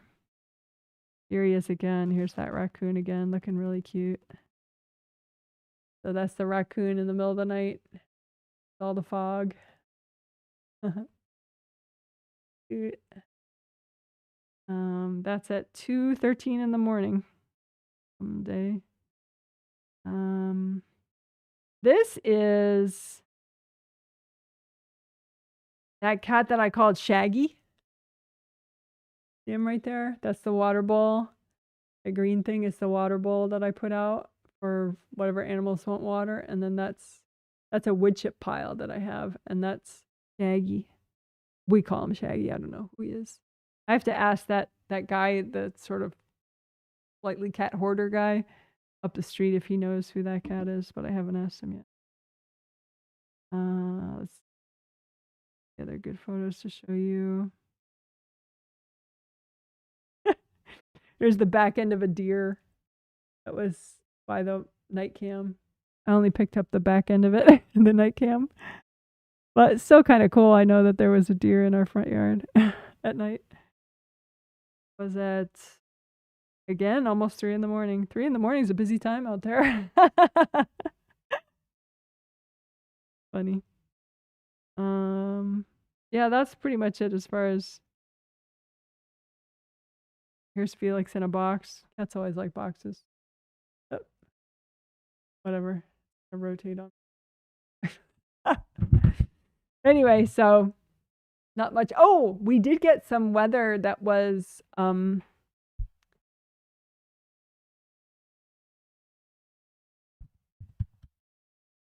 garden stories. We did get some weather that was not totally that was somewhat pleasant. It was like not cloudy for like 3 days in a row in the afternoon. Like maybe in the morning and all night it was super foggy. But then the afternoon it was not cloudy. I mean, and then maybe partially cloudy, but no rain, no rain. And sometimes brighter skies. Yeah. So I actually got out and I did a teeny bit of gardening, which was such a relief for my soul. It was like so nice. It was so nice. I'm very grateful for that. And in the middle of January. So that was huge. One day I got out a half hour and then it got dark. And then one day I got out like an hour and then it got dark, but still it's like a little something, to just. And I also I was like wanting to get like the best marigolds ever because I used to grow a lot of marigolds in the garden, but then I stopped. But I determined that was really helping the kale. Like 2 summers ago, I grew great kale in our garden, like all summer long. We had like an obscene amount of totally good kale. But then like last year I stopped doing interplanting of like smelly companion plants like basil and marigolds. 2 summers ago I did so much. So like one kale plant would be surrounded by like marigolds and basil. So it just kind of hides the smell of it from the pests. But then I wasn't doing that at all last summer. Last summer, I just did a whole giant bed of kale, like in a whole bunch of places, and they just got massacred by all the pests. We hardly had any usable kale. It was so discouraging. But then finally, like about a month ago, I was like, oh yeah, maybe what I was doing 2 years ago was better, with all the interplanting of the smelly companion plants. So anyway, so I decided to, recommit to the smelly companion. I didn't want to because I was like, well, but they're annual. You have to keep growing them every year. That's kind of a drag, the marigolds and everything, the basil. But I mean, I grew basil last year, but it was just like 2 patches of it. It wasn't like surrounding all my kale and my tomatoes. So, but this year I'm going to just surround everything in marigolds and basil everywhere. And dill maybe too, just smelly other things to hide my kale from the pests. So anyway, so I was looking for all these websites for like the smelliest marigolds possible, the smelliest basil possible. And so I ordered a whole bunch of different options, so of seed. So I'm pretty much all set with my, unless I find an especially smelly basil variety that I don't have yet, then I'll order that too. And I think I'm gonna like grow some pest plants in the house to see which basil smells the most, and then I'll grow more of that for this summer. But we'll see. But anyway, so been ordering seeds. But I did get out like 2 or 3 times. Not that for long each time, but it was still it was a nice little break from winter. All right, you guys. So I hope I didn't bore you to death with all that. You're amazing. And here's my website if you would like to see what I do and learn more about me and order by February and March healing sets. And the February sets help with emotions and sexuality, and also just clearing denial of any sort that's in the way of your progress. Because sometimes there are realizations that it's like knowledge in your subconscious, but there's just this old denial in the way. And so it's like clearing denial to promote progress and moving forward. Not just with emotions and sexuality, but period. Any denial that's in the way of you making healthy progress. So it should be really interesting. So that's February, and then March is safety and abundance. Should be fantastic. I'm looking forward. So there you go. You guys are amazing, and I hope not to do anything tonight. I hope not to make video chapters or anything. We'll see. Sometimes I change my mind and I end up doing it. But if I don't do it, that's why. Because I'm just resting. But I'll do stuff tomorrow, of course. Make video chapters and send a survey if I haven't sent it tonight. All right, you guys, you are so cool. I hope you have a good morning, afternoon, evening, whatever's next for you. Bye.